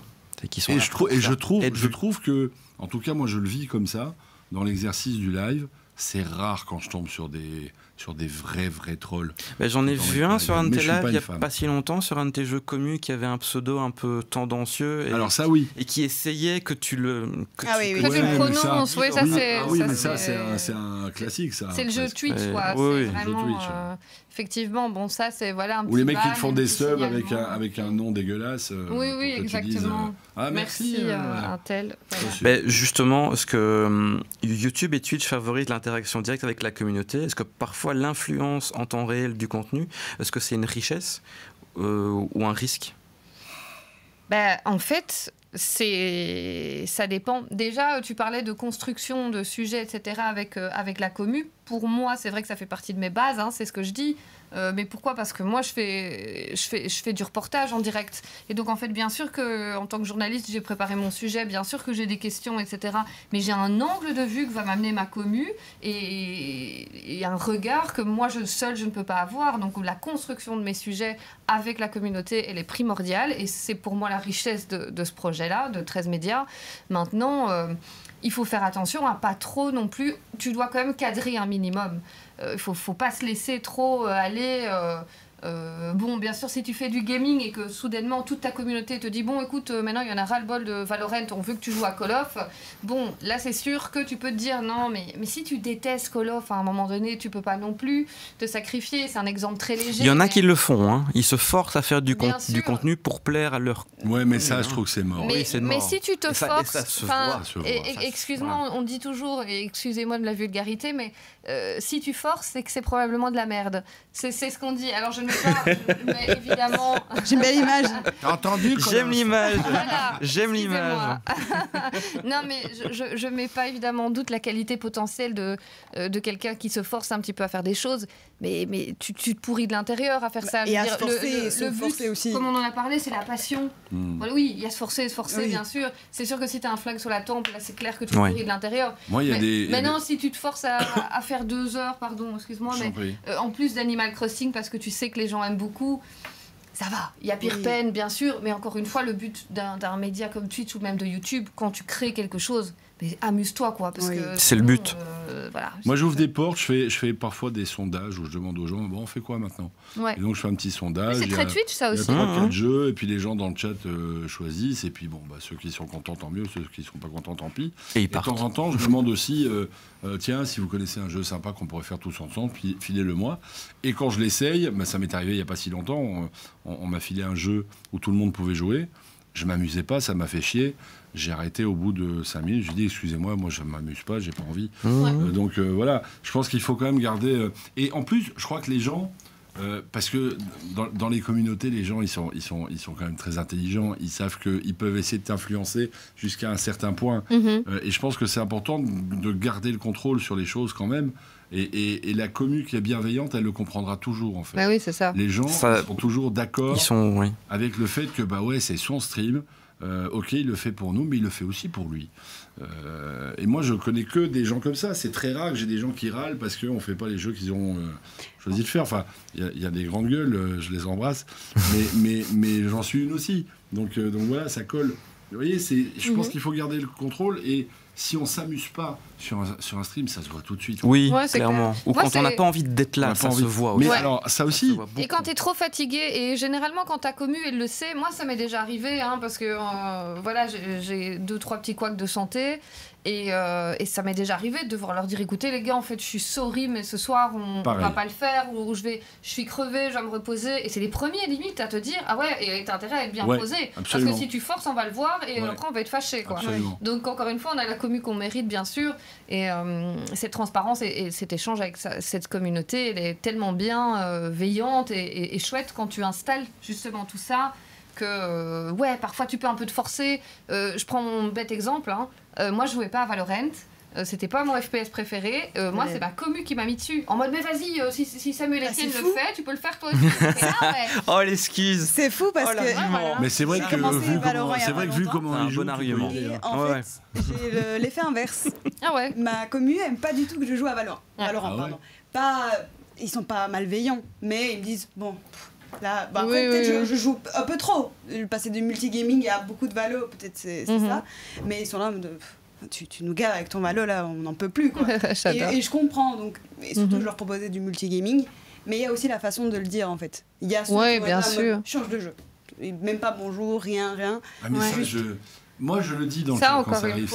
Le mec qui vient, la personne qui vient, qui rentre sur le truc et qui dit fais ceci ou fais ça, je peux arrêter un truc et dire bonjour d'abord, oui, c'est ça. Puis non. Non, j'ai pas envie. Voilà. Salut, tu peux partir. Oui, moi, oui, voilà. Jusque-là. Ouais.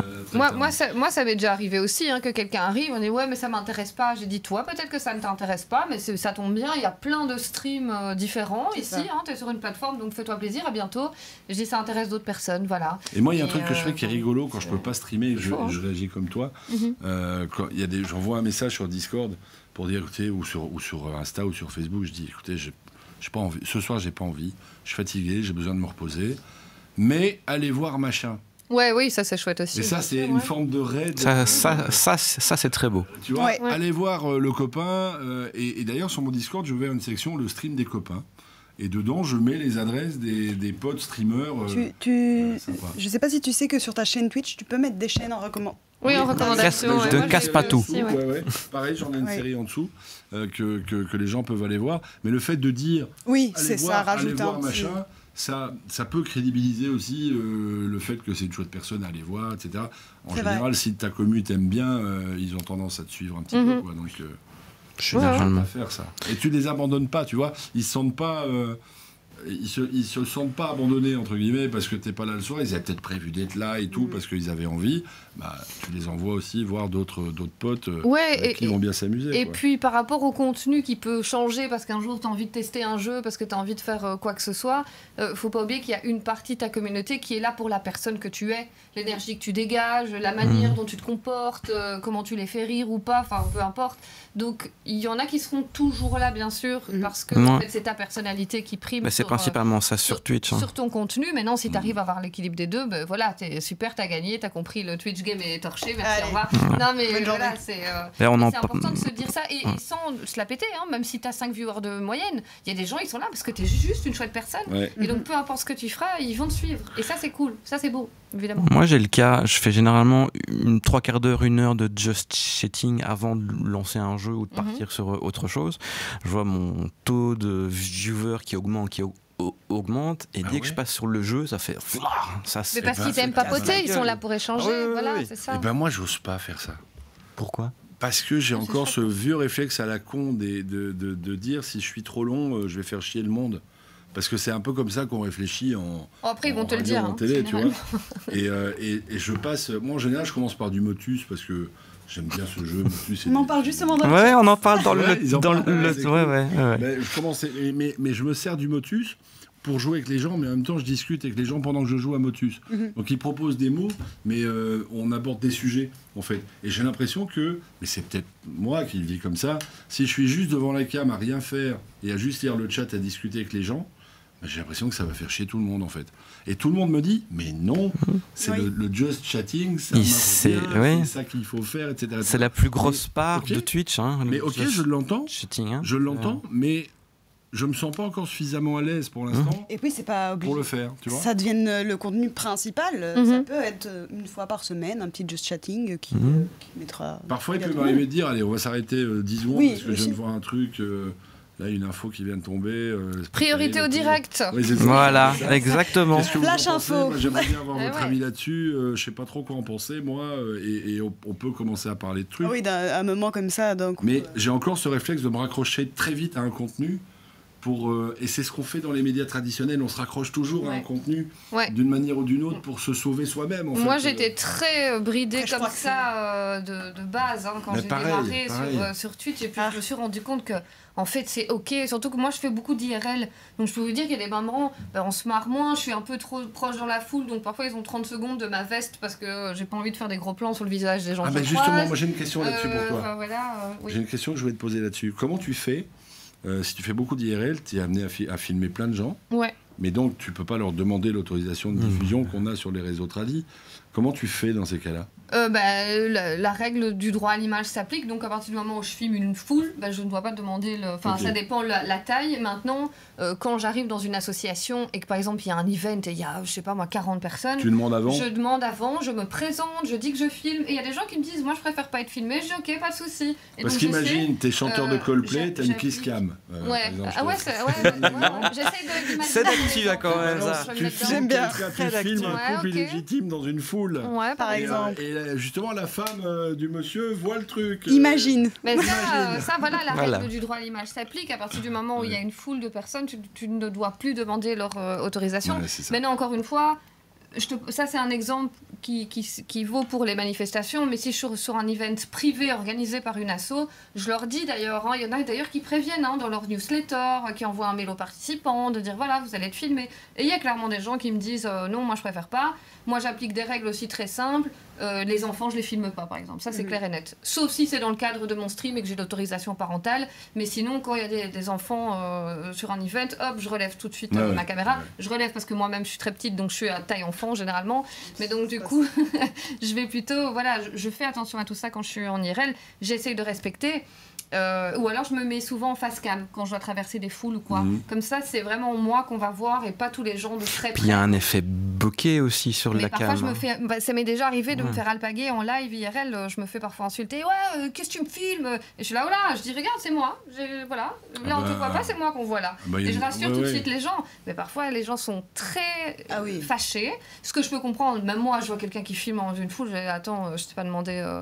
Mais voilà, parfois c'est pas toujours facile. Mais je suis un peu là en disant voilà, je fais mon maximum en tout cas que je peux et en respectant la loi évidemment. Il y a eu des dingueries. Il y a eu récemment Cocotte qui est venu à Paris, qui s'est fait Cocotier, oui, j'ai vu la vidéo, qui s'est fait agresser sur une.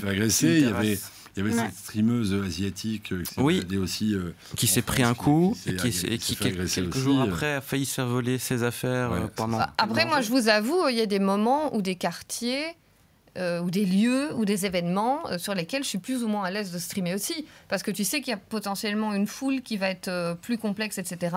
Mais si je peux vous dire un truc, pour casser un peu l'image, c'est en manif que je me sens le plus sécure. Voilà, c'est en manif que je me sens le plus sécure. Déjà, je choisis évidemment mes endroits. Je vais plutôt à l'avant plutôt que tout à l'arrière, ça c'est sûr. Mais pourquoi? Parce qu'à l'avant, il y a les organisateurs, il y a les militants, il y a les grandes pancartes, il y a un peu tout. T'as souvent plus de crédibilité devant. Oui, déjà, et t'as une belle vue. Mais en fait, voilà, quand t'arrives beaucoup plus vite à échanger, etc. Quand c'est un event un peu privé, les gens sont moins à l'aise de partager. Là, on est 150 000 pour la même cause. Donc, il y a ce côté un peu engouement aussi qui fait qu'il y a un peu plus de bienveillance. Moi, c'est surtout sur des petits events où j'ai eu le plus de soucis, par exemple. Donc voilà, ça c'est mon expérience personnelle en IRL. Mais... Petite question rapide, puis on ferait une petite pause de 5 minutes. Juste un mot. La participation du public, une richesse ou un piège? Ah bah c'est une richesse. Participation dans le chat, tu veux dire? Dans tout, que ce soit dans les commentaires YouTube, les chats, les commentaires sur les vidéos TikTok, tout. Est-ce que c'est l'échange, oui, c'est ça. Bah sur les lives, les réactions des chatteurs, c'est une vraie richesse parce que ça, c'est le but. Oui. On en revient là. Sur les commentaires qu'on peut avoir après coup. Sur les vidéos, moi c'est encore différent.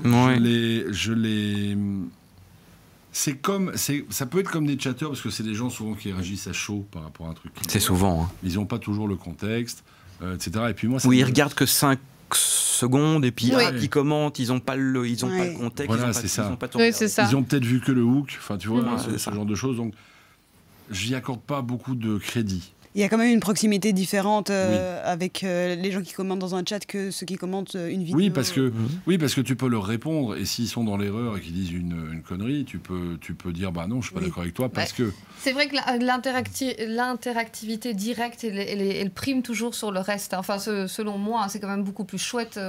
Et puis voilà, c'est une sorte de face à face aussi. Oui, c'est les relations parasociales qui sont plus proches. Voilà. Maintenant, je trouve que les deux sont une richesse, mais l'un plus avec modération que l'autre, évidemment. Ok. Oui. Voilà. Parfait. Bah, du coup, on va faire une petite pause de 5 petites minutes. Pipi. Restez là. À tout de suite. Hop. Et voilà. Bon. On est à l'heure. On est à l'heure. On est là. On a 5 minutes de retard, mais c'est pas grave.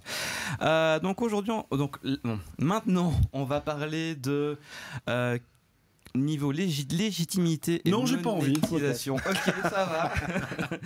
Qui est crédible et pourquoi? Donc, qui est légitime aujourd'hui pour informer ou divertir et surtout, qui gagne quoi dans ce système? Donc, quand on crée du contenu sur le web, on n'a pas forcément la carte de presse. Bon, c'est peut-être votre cas. Bon, voilà, mais pour des streamers comme moi, on n'en a pas. Mais on touche à un public large, occasionnellement sur des sujets sérieux, comme aujourd'hui. Voilà. À votre avis, qu'est-ce qui fait aujourd'hui la légitimité d'un créateur? Son expertise, son audience, sa transparence ou d'autres faits? Moi, c'est une question qu'on m'a déjà posée et qu'on m'a même déjà posée. Comme moi, mon contenu est basé sur le secteur associatif, que je fais des lives avec des personnes qui travaillent dans ces secteurs-là, qui œuvrent pour le bien commun tous les jours. Il y a déjà des personnes au sein des assos qui m'ont... Enfin, c'est arrivé une fois, mais voilà, qui m'ont dit mais quelle légitimité tu as de faire ça? Mais je pense que c'est ma bonne volonté, déjà de 1, l'idée qu'il y a derrière, l'envie de faire ce contenu. De faire du streaming ou de faire du contenu? De faire du streaming sur le contenu que je propose. Okay. Quelle légitimité? Et puis, c'est vrai que moi, j'ai une double casquette parce que je ne fais pas que de la création de contenu, je suis journaliste aussi. Donc, c'est vrai que moi, j'ai ce regard et cette manière de traiter les choses de façon journalistique qui fait que maintenant, encore une fois, je suis ni la plus grande streameuse, ni la meilleure journaliste au monde. Et moi, je pense que c'est un tout. C'est la richesse que toi, tu vas apporter. C'est ton expérience personnelle. C'est la manière dont tu vas aborder les choses. Peut-être ta personnalité à toi aussi. Ce que tu dégages et ton idée derrière. Voilà, tout simplement. Je pense que c'est un tout. Le fait de partager aussi, en fait. Oui. D'avoir envie de partager quelque chose, je pense que c'est important. Le manque de... Enfin, la légitimité, c'est toujours le nerf un petit peu de... Mais ça, j'ai envie de te dire, c'est propre à toute personne sur Internet. À un moment donné, c'est le syndrome de l'imposteur. Ouais. Exactement. Moi, j'ai un de mes collègues, ça le fait marrer chaque fois que je dis ce mot. Syndrome de l'imposteur. Non, mais partout maintenant. Ça n'existe pas. Et j'y réponds. Pourtant, si, ça existe. Oui, et j'y réponds aujourd'hui, mais ça ne veut pas dire que parfois je me sens tout à fait légitime. Parfois, quand on en parlait en off, quand tu as une personne sur ton stream qui arrive et qui offre plein de subs, ou qui fait des dons, ou tu as 1 milliard de compliments, tu sais ce que je suis légitime à recevoir tout ça. Salut Poupouf. Voilà. Salut Poupouf. On en passe bien fort. Pourquoi. Mais donc oui, évidemment, ce syndrome de l'imposteur, cette légitimité, elle tourne en boucle dans ta tête, mais ça ne doit pas être un frein à ta création. Et pardon, je me permets, comment justement tu fais taire cette voix de ça m'intéresse aussi, parce que pour cette émission-là, moi j'ai un gros syndrome de l'imposteur. Moi je me trouve pas légitime de parler de ce genre de sujet-là. C'est d'ailleurs pour ça que j'invite des experts pour en parler. Mais en même temps, voilà. Nous, on est les experts que tu vas inviter. On n'est pas la personne qui a créé le concept, et tu l'es. Et en fait, tu es tout à fait légitime. Et toi, les gens que tu vas voir, quelque part, c'est un peu tes experts aussi. Oui, tout à fait, c'est ça. Moi, je donne la parole aux gens qui œuvrent pour le bien commun, quelque part, parce que j'ai le matériel parce qu'à un moment donné, j'ai eu l'idée et l'envie de le faire, et parce que je travaille le sujet de façon journalistique. Mais non, attention, mes lives, ils sont très fluides et naturels aussi, hein, c'est pas ça, mais... voilà, j'essaye en tout cas de me convaincre que même si je ne suis pas la meilleure dans mon domaine, je suis là au bon moment avec des chouettes personnes, et mon envie de partage autour de ces sujets avec ma communauté devient plus fort que mon syndrome de l'imposteur. Voilà. Ah, ça c'est beau. Oui, c'est beau. C'est très beau. Moi, très, la légitimité, c'est l'histoire de ma vie. Je ne me suis jamais senti légitime dans mon métier. Je ne me suis jamais senti légitime quand j'ai fait de la télé. J'ai mis du temps à me sentir légitime à faire de la radio. Je ne me sens pas du tout légitime à faire du streaming, même si ça va un peu mieux. Je suis plutôt du genre à avoir une vision sur moi-même qui est extrêmement critique. Je me trouve nul, je me trouve moche, je me trouve con, je peux me trouver tous les défauts du monde. Mais ça ne m'empêche pas de vivre mes passions. Ouais. Si j'ai envie de vivre ma passion, je vis ma passion. C'est plus fort que le reste, part, en fait. Voilà, c'est plus fort que le reste. Et puis quelque part... j'ai même tendance à, quand quelqu'un vient dans un chat ou m'envoie un message pour me dire « mais t'es vraiment con ?» Je dis « oui, c'est vrai. » Totalement. Je suis totalement con. Mais alors, à un niveau, vous imaginez, on joue, et ça me fait marrer. Voilà, et pour revenir sur l'aspect légitimité dans le métier maintenant, moi je ne suis pas journaliste, j'ai jamais eu la carte de presse, mais j'ai fait des milliers d'interviews. Je pense que Alors, moi, Nathalie sera sans doute pas d'accord avec moi, mais la carte de presse, c'est pas le sésame pour faire du journalisme. Hein. Mais figure-toi que je suis d'accord avec toi parce que moi, je n'ai plus la carte de presse et c'est un choix. C'est pas la carte de presse, parfois, elle peut t'enfermer plus qu'autre chose dans un certain nombre de choses que tu ne peux pas faire. Si tu as envie d'être journaliste et à côté de ça, avoir une activité qui est plus dans le divertissement, ça va être compliqué. Samuel Etienne, on en parlait tout à l'heure, il a aussi rendu sa carte de presse à un moment donné parce qu'il a dû faire question pour un champion et que la commission a considéré qu'il n'avait plus droit à sa carte de presse, donc il l'a rendue. Voilà, simplement. Ouais. Et encore une fois, c'est pas parce que tu as une carte de presse que tu es un bon journaliste. Oui, on est d'accord. Et c'est pas parce que tu n'as pas de carte de presse que tu peux pas être un bon journaliste. Donc, moi j'ai fait ce choix en discutant avec justement les personnes de l'AJP, donc l'association des journalistes professionnels, qui fournissent d'ailleurs cette carte de presse ici en Belgique. T'es pas emmerdé sur certaines manifs, ils te la demandent pas ? Pas encore. Donc ça, il faut à un moment donné que je vois d'une manière ou d'une autre comment allier les deux. Mais le problème, en fait, est la déontologie journalistique. Si à partir d'un moment où je m'associe avec une marque, je ne suis plus dans une déontologie journalistique qui correspond à l'accès à la carte de presse. Donc, en fait, ça ne va pas. Et en discutant avec l'AJP... Donc, tu n'auras jamais NordVPN. Trois fois. J'ai pas la carte de presse. Tu vas avoir un petit peu avoir NordVPN. S'il vous plaît, n'hésitez pas. Il n'y a pas que lui. Non, non, je ne l'ai pas. Et c'est en discutant avec les gens de l'AJP qui m'ont dit, eux aussi, mais en fait, toi, dans ton cas, t'es mieux de pas continuer ta carte de presse parce que tu peux avoir des collaborations commerciales et sans abîmer ton travail de journaliste de terrain, mais qui du coup, avec les conditions de la carte de presse, ne peuvent plus coller. Donc malheureusement, c'est aussi à un moment donné un choix à faire, mais encore une fois, c'est pas le sésame non plus la carte de presse, c'est juste que tu corresponds à certaines conditions, que tu es payé par un organisme de presse, point barre. Il y a un peu de facilité parce que ça ouvre peut-être un peu plus de portes. Oui, bien sûr. C'est sûr que là, je paye mon train, par exemple. Voilà, parce que j'ai plus la carte de presse, donc avant, je le payais pas. Mais voilà. En France, par exemple, quand tu avais la carte de presse à l'époque, tu payais, tu avais 50% d'impôts en moins. À payer simplement parce que tu avais une carte de presse. Donc beaucoup de gens ont essayé d'avoir la carte de presse pour payer moins d'impôts. Puis au bout d'un moment, ils se sont rendus compte qu'il y avait une arnaque au bout du truc, donc ils ont supprimé la loi, je crois, qui permettait d'avoir ça. C'est logique, je veux dire. Voilà, mais encore une fois, ce syndrome de l'imposteur, c'est un peu comme tu l'as dit. Nous, en plus, on est des gens de l'audiovisuel. Donc ce syndrome-là, on l'a déjà. Alors pourquoi pas en plus s'enterrer sur Twitch, les gars, avec ce syndrome allons-y, tu vois. Je veux dire, on le vit déjà au quotidien, en radio, en télé. Moi, j'ai fait de la radio parce qu'au départ, j'étais très timide et que j'étais plutôt du genre à être dans mon coin, dans la cour d'école. Pareil. C'est pour ça que j'ai lancé mon Twitch. Pareil. Voilà, et la radio, ça m'a complètement libéré. De toute façon, moi, c'était ça, où c'était, je devenais un voyou avec les cheveux longs jusque... C'est marrant d'ailleurs parce que... T'imagines avec les cheveux longs, là. Mais attends, tu crois pas si bien dire. Ceux qui me connaissent, à l'époque où j'ai commencé la radio, je travaillais avec un garçon liégeois qui s'appelle Philippe Delève, c'est le Wolf, qui n'est autre aujourd'hui que le papa de Pacam, le streamer. Oui. Et il avait un bar dans le quartier Sainte-Catherine. Et je passais plus mon temps à aller boire du rhum et du white turkey chez lui que de travailler à l'époque, et ça aurait pu très mal finir parce qu'en face de son bar, il y avait un bar de bikers. Les bikers, les vrais. Hein. Les mecs, ils enfonçaient des clous dans un tronc d'arbre avec les poings. Quoi. Tu vois, c'était vraiment un truc de ouf. J'aurais pu très très mal finir. Et la radio, moi, elle m'a sauvé. Elle m'a permis de m'extérioriser, ce que je ne savais pas faire avant. Donc ça serait très mal terminé pour moi. J'ai pas fait d'études. Enfin voilà. Moi j'ai mis du temps à passer le cap de streamer sur Twitch parce que cette idée et mon envie de partage, je l'avais depuis toujours dans mon métier. Moi je suis née en plus dans une famille de protection animale, donc de secteur associatif, toute cette réalité-là, moi je la connaissais déjà. Donc c'est quelque chose qui m'a toujours animée. En plus, quand j'étais journaliste, nombre de fois en salle de rédac, j'ai dit non les gars, moi je veux couvrir ça de telle manière, avec tel asso, c'est génial, il faut aller sur le terrain, il faut faire ci, il faut faire ça.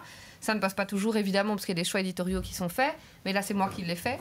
Et moi j'ai passé du temps, je pense que depuis 2019 où je suis inscrite sur Twitch et que je vis avec ce contenu, j'ai d'abord très longtemps plutôt été modo, où de temps en temps j'avais un ami journaliste qui fait aussi du super contenu politique qui m'invitait en tant que journaliste. Parce que tu étais vieweuse aussi. Il y a une préparation aussi. On est tous viewers. Et à un moment donné, je me suis dit, et d'ailleurs c'est la perte d'un boulot en 2022-2023 où je me suis dit, mais en fait, let's go, là je ne rebosse pas avant 3 mois. Pourquoi est-ce que je ne tenterais pas l'aventure? Et je l'ai fait, et franchement, voilà, si vous hésitez, franchement, testez l'aventure, parce qu'elle est incroyable. Et on n'est personne pour le faire. Hein. Il y a une sorte de préparation mentale, non? Avant, perso, moi, j'ai pris du temps à me préparer mentalement pour... Enfin, peut-être pas toi, du coup, parce que du coup, tu as peut-être l'habitude de qu'on te voit sur... Non?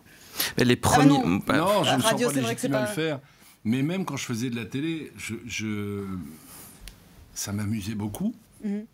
C'était très chouette, mais j'ai jamais autant aimé la télé que la radio. Parce que aussi, peut-être la radio aussi, pendant très longtemps, tu t'es caché derrière un micro. Ouais. En fait, aujourd'hui, c'est moins le cas. Hein. La radio est filmée. Donc oui, c'est ça. Oui, et puis avec les réseaux sociaux, les gens savent à quoi tu ressembles. Un peu comme ça. Voilà. Voilà, exactement. Un peu comme ça. fait un peu matinal radio. Ça. Voilà. Oui, c'est un peu ça, dis donc. Tout à fait. Il est très joli ce studio. Je veux ça chez moi. Ce serait bien. Hein. Let's go.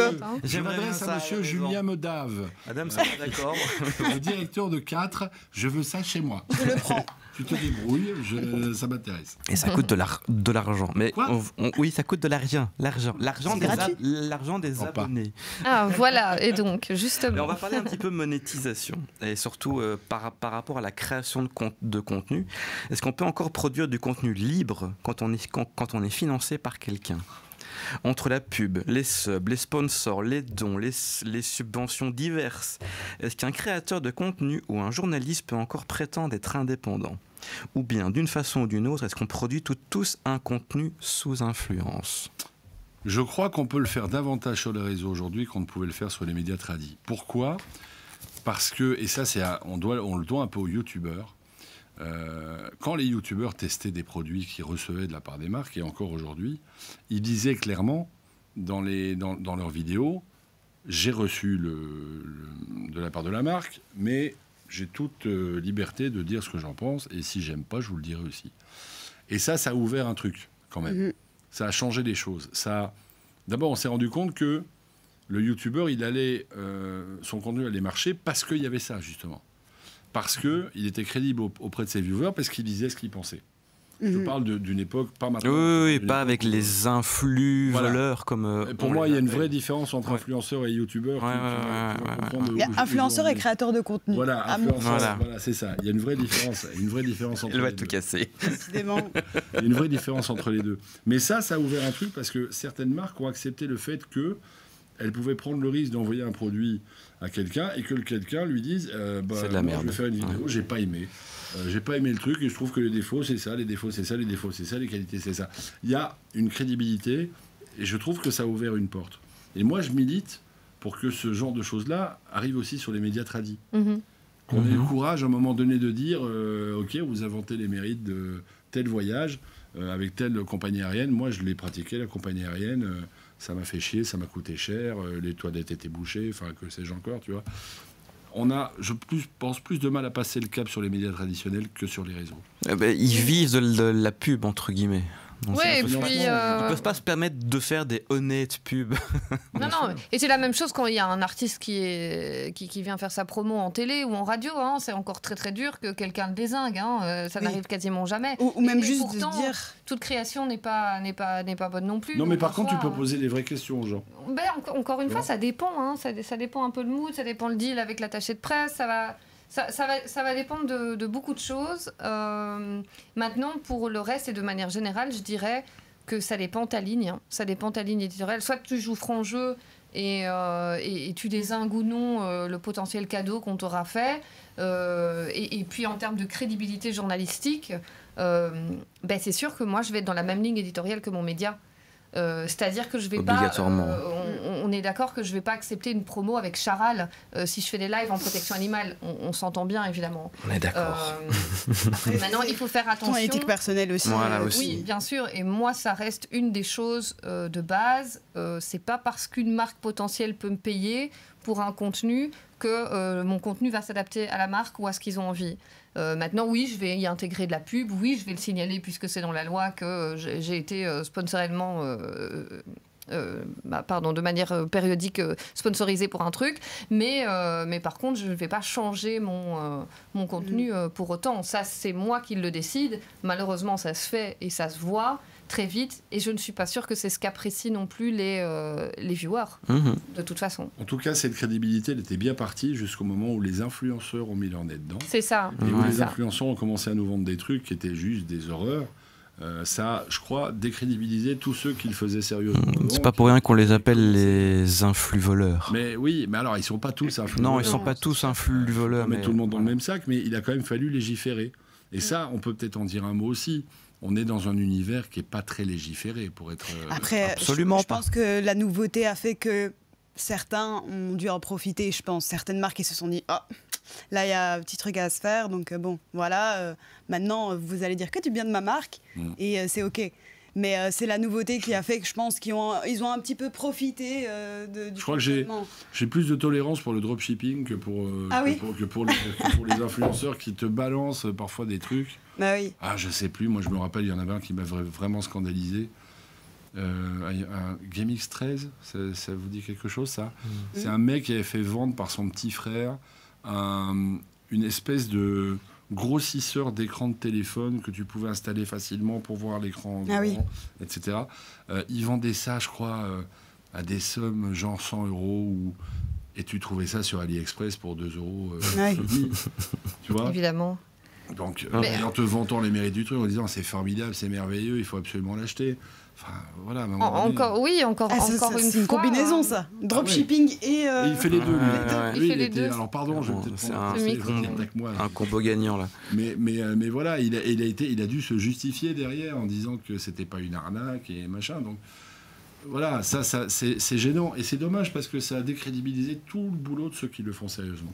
Ben oui, encore une fois, tout dépend de la ligne. Il y a des influenceurs qui restent quand même super éthiques dans leur boulot, qui essayent de donner un maximum d'informations à leur communauté. Donc oui, encore une fois, c'est malheureusement les dérives. Et à partir du moment où il n'y a pas un cadre légal qui est posé, on peut voir tout et n'importe quoi. Mais c'est comme pour le streaming. Il y a déjà des choses au niveau légal, au niveau des paiements, etc., qui ont beaucoup évolué. Ça, c'est... Voilà, on est dans une ère où la loi, l'Union européenne, la Belgique, tout ça va cadrer de plus en plus de toute façon. Il y aura des choses qui seront très contraignantes, mais il y aura des choses qui vont être là pour, et nous, en tant que créateurs de contenu ou streamers, nous protéger, et surtout protéger les viewers et la communauté, quoi. Le meilleur conseil que je pourrais donner, c'est que moi, c'est la première année où Twitch me rapporte un petit peu de sous. Bon, pas des sommes taxables, mais ça n'empêche que je l'ai quand même mis dans ma déclaration fiscale, parce qu'on reçoit de Twitch le formulaire DAC27, un truc comme ça, qu'il faut mettre avec la déclaration fiscale, parce que vu qu'ils peuvent revenir en arrière, le moins de petits euros qui pourrait, voilà, et craque dedans. On a dû remplir un truc au début aussi pour dès qu'on était affilié. Et comme c'est des paiements qui viennent des États-Unis en plus, c'est avec aussi les règles en matière de non double imposition. Enfin, voilà, ne cliquez pas trop vite, lisez quand même bien les. Oui, c'est surtout ça. Parce que là, effectivement, on ne sait jamais, et quand la loi et le fisc a envie de vous faire payer des choses, malheureusement, c'est difficile. Après, il faut juste payer ce qu'on doit, quoi. Enfin, toujours. Mais ça, la France est mieux organisée que la Belgique à ce niveau-là, en tout cas. C'est plus simple. C'est plus simple. Voilà. Par exemple, niveau monétisation, en Belgique, il y a certaines, pas Twitch, mais d'autres plateformes comme TikTok par exemple, où on n'est pas monétisé, où il y a d'autres plateformes, où il y a d'autres lois comme ça qui sont un peu différentes. Je ne crois pas si bien dire. Moi, je suis un peu en guerre avec TikTok parce que je suis en France, moi. Et ma société est en France, et moi je vis en France, et donc je fais tout en France. Et TikTok considère que je suis en Belgique. Et vous savez pourquoi?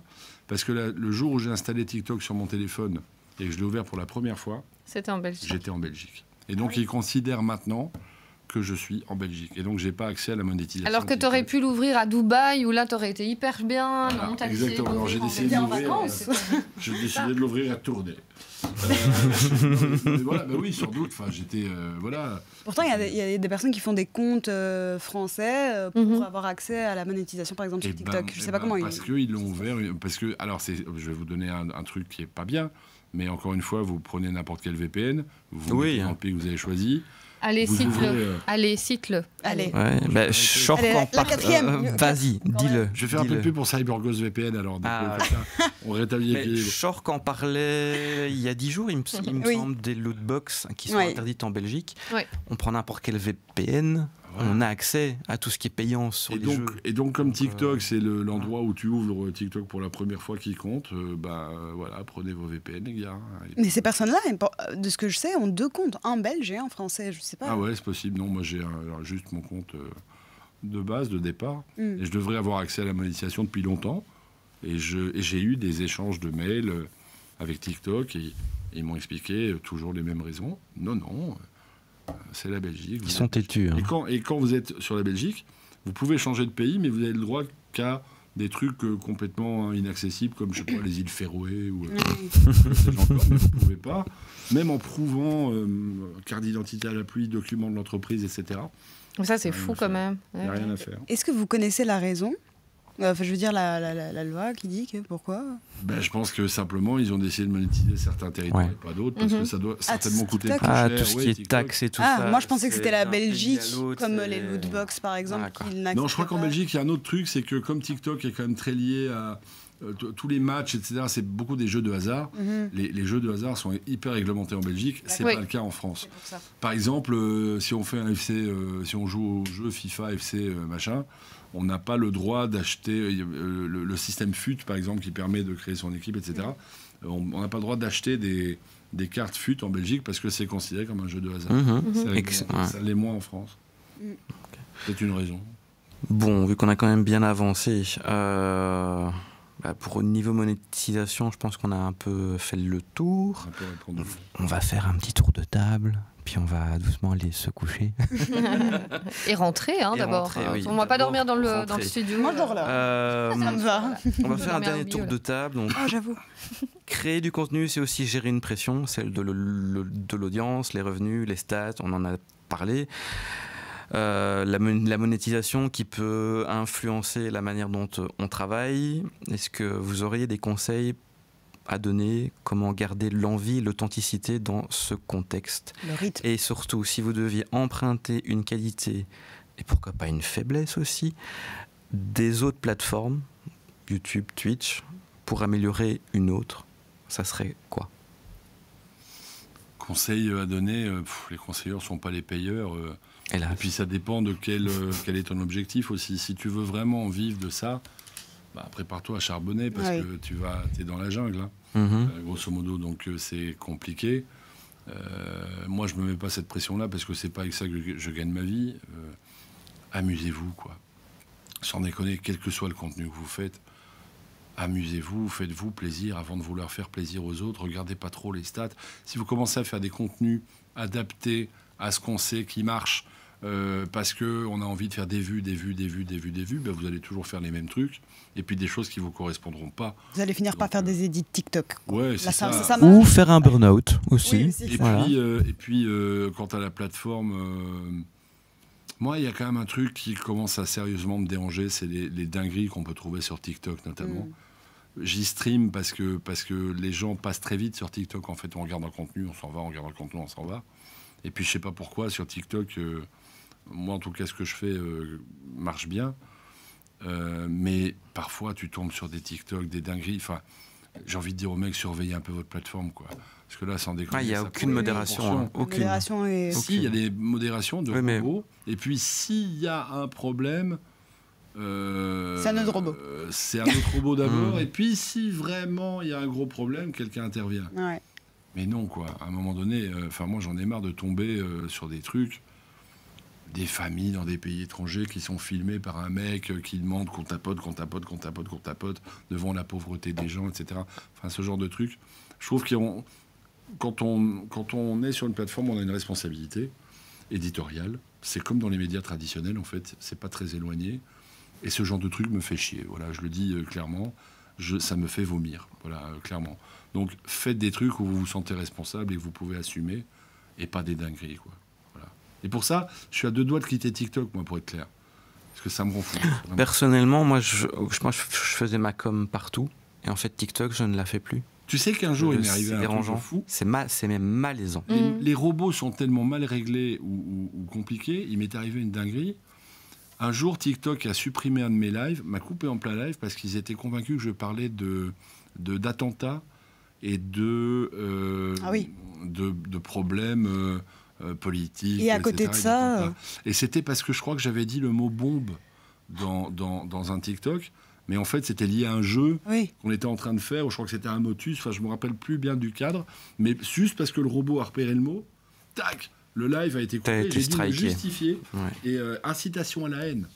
Donc, je reçois un mail sur le moment où je suis prévenu parce qu'on coupe mon live parce que j'ai fait de l'incitation à la haine.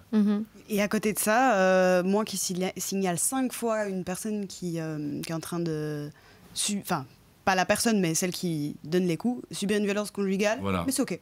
Là, ça passe. Ça passe. Ouais. Je le revois et le revois et le revois. Les nanas, le signaler. Les nanas dont on ne sait même pas si elles sont majeures, pardon de le dire, qui sont à moitié habillées, voire même vraiment à moitié sur TikTok, ça semble leur poser aucun problème. C'est légitime, oui, c'est légitime. Il y a un moment où juste quand même les mecs, il faut réfléchir un peu. Et quand on pense, parce que ça c'est vraiment très drôle, qu'en Chine, TikTok est un outil éducatif, et que d'ailleurs dans le monde, c'est pour faire les dingueries qu'on fait aujourd'hui. C'est une poubelle. Waouh. Soyons honnêtes. Donc voilà. C'est une poubelle. Il y a de tout. Oui, il y a de tout. Je dirais pas que c'est une poubelle. Je pense que c'est un bon gros panier avec de tout. Ça pue un peu l'ordure de temps en temps. Oui. Ça pue le vieux faisant au fond du... Mais je pense que ça dépend. Hein. Ça dépend de comment vous avez ciblé votre algorithme. Moi, honnêtement, ça va. Je crois qu'il m'a bien ciblé. Il a bien trouvé ce que j'aime. Les Get Ready With Me, des vlogs et des trucs comme ça. Donc, voilà. Mais les conséquences, la nana qui est allée acheter son sandwich... oh mon Dieu, oui. En France. Là. En France, t'as pas entendu parler de cette la histoire boulangerie de Blanc. T'as une nana qui... C'est ce qu'elle a dit. Voilà, t'as une nana d'origine maghrébine qui va dans une boulangerie, qui demande un sandwich au thon, et on lui sert un sandwich au poulet. Et elle s'en rend compte qu'au moment où elle mord dans le sandwich au poulet. Bon, elle revient, elle ne mange pas de poulet, elle revient dans la boulangerie, elle affiche la boulangerie sur TikTok, elle fait un TikTok où elle engueule la femme. La boulangère lui dit, commet l'erreur, on va dire, de lui dire, je ne peux pas vous remplacer le sandwich parce que pour des raisons d'hygiène, etc., je ne peux pas vous le reprendre, simplement ça. Elle, la TikTokeuse, elle a compris, je ne veux pas vous rembourser le sandwich ou je ne veux pas vous l'échanger. Donc, elle a affiché la boulangerie. Dès le lendemain, c'était des millions de vues, la vidéo en question. C'est la boulangerie s'en est pris plein la gueule. Oui. Donc, ça peut avoir des conséquences, ce qu'on fait sur les réseaux. Vous voyez, si c'est mal cadré. Si c'est mal cadré, donc un tout petit peu de régulation sur certains trucs, ça ferait pas de mal, je trouve. Oui. Et moi, je suis très heureuse justement que Twitch, malgré la multitude de choix de contenu qu'on a, ne soit pas parti justement sur un espèce de TikTok mais parce que c'est plus difficile du live, mais parce que Twitch développe des outils de modération innés qui sont déjà très, très, très, très bien. Et donc ça, c'est vraiment le plus que je peux donner à Twitch là-dessus. Maintenant, est-ce qu'il y a une faiblesse pour moi sur cette plateforme ? Comme ça, je n'en vois pas. Enfin, en tout cas, pas quelque chose qui m'ennuie, moi, au quotidien, mais certainement, voilà, il y a des choses qui doivent sûrement déplaire à d'autres. Maintenant, en termes de conseils, je pense que c'est la même chose que ce que je dirais. Sincèrement, évitez de regarder les chiffres.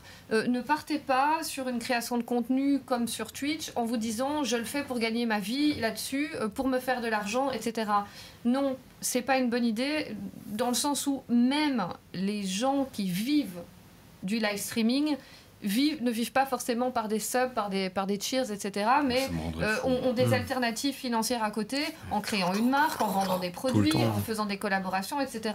C'est un vrai business. Donc, ne vous mettez pas cette pression-là dès le départ. Si vous voyez qu'il y a de l'engouement, etc., que vous avez envie de foncer sur un projet qui vous plaît, mais surtout, faites-le avec passion. Et si un jour ça ne vous plaît plus, vous éteignez votre caméra, vous restez en tant que viewer, et c'est OK, il n'y a pas d'échec non plus. C'est une plateforme où la passion et le divertissement doivent primer malgré tout, et surtout la bienveillance. envers chacun. Et vous ne devez rien à personne. Voilà, c'est surtout ça, vous ne devez rien à personne. Mais moi, ça me rendrait fou vous n'avez pas à vous justifier, vous n'avez pas peur de perdre des viewers par rapport à quelqu'un d'autre, vous n'avez pas besoin de vous comparer non plus. Tout ça, c'est important, parce que sinon, vous vous mettez des barrières transparentes qui en fait vont vous bloquer pour... Faut pas jouer à celui qui pisse le plus loin, ça sert à rien. Et chacun son bout de chemin, finalement. Je reviens 2 secondes sur ce que je disais tout à l'heure sur l'histoire de la boulangère, parce que je ne voudrais pas que ce soit mal interprété. Quand j'ai parlé d'une personne d'origine maghrébine, c'était parce que la dinguerie vient aussi du fait qu'elle a dit à un moment donné, ça se passe comme ça dans les boulangeries de blanc, et que du coup, elle a été stigmatisée, la boulangère a été stigmatisée, tout le monde a été stigmatisé dans cette histoire. Donc c'est complètement ridicule. J'avais envie de le préciser pour pas qu'on dise, oh dis donc, alors qu'elle a eu il est raciste. Alors qu'elle a eu un sandwich gratuit. Clairement. Voilà. Est-ce que vous avez un dernier mot avant qu'on cut? Catadioptre. Super. Tu m'as demandé un mot. Mais tu m'as mis un niveau là. Tu m'as demandé un mot, je t'en donne un. Tu en fais ce que dernier tu veux. mot, merci. Je pense merci. Ça veut... Il te plaît pas, t'en veux un autre? Je suis fatiguée. Mais on voit, j'aime bien ça c'est ton côté motus, évidemment. À fond. C'est fou. Non, mais voilà, faites-vous plaisir. Et moi, je suis très heureuse.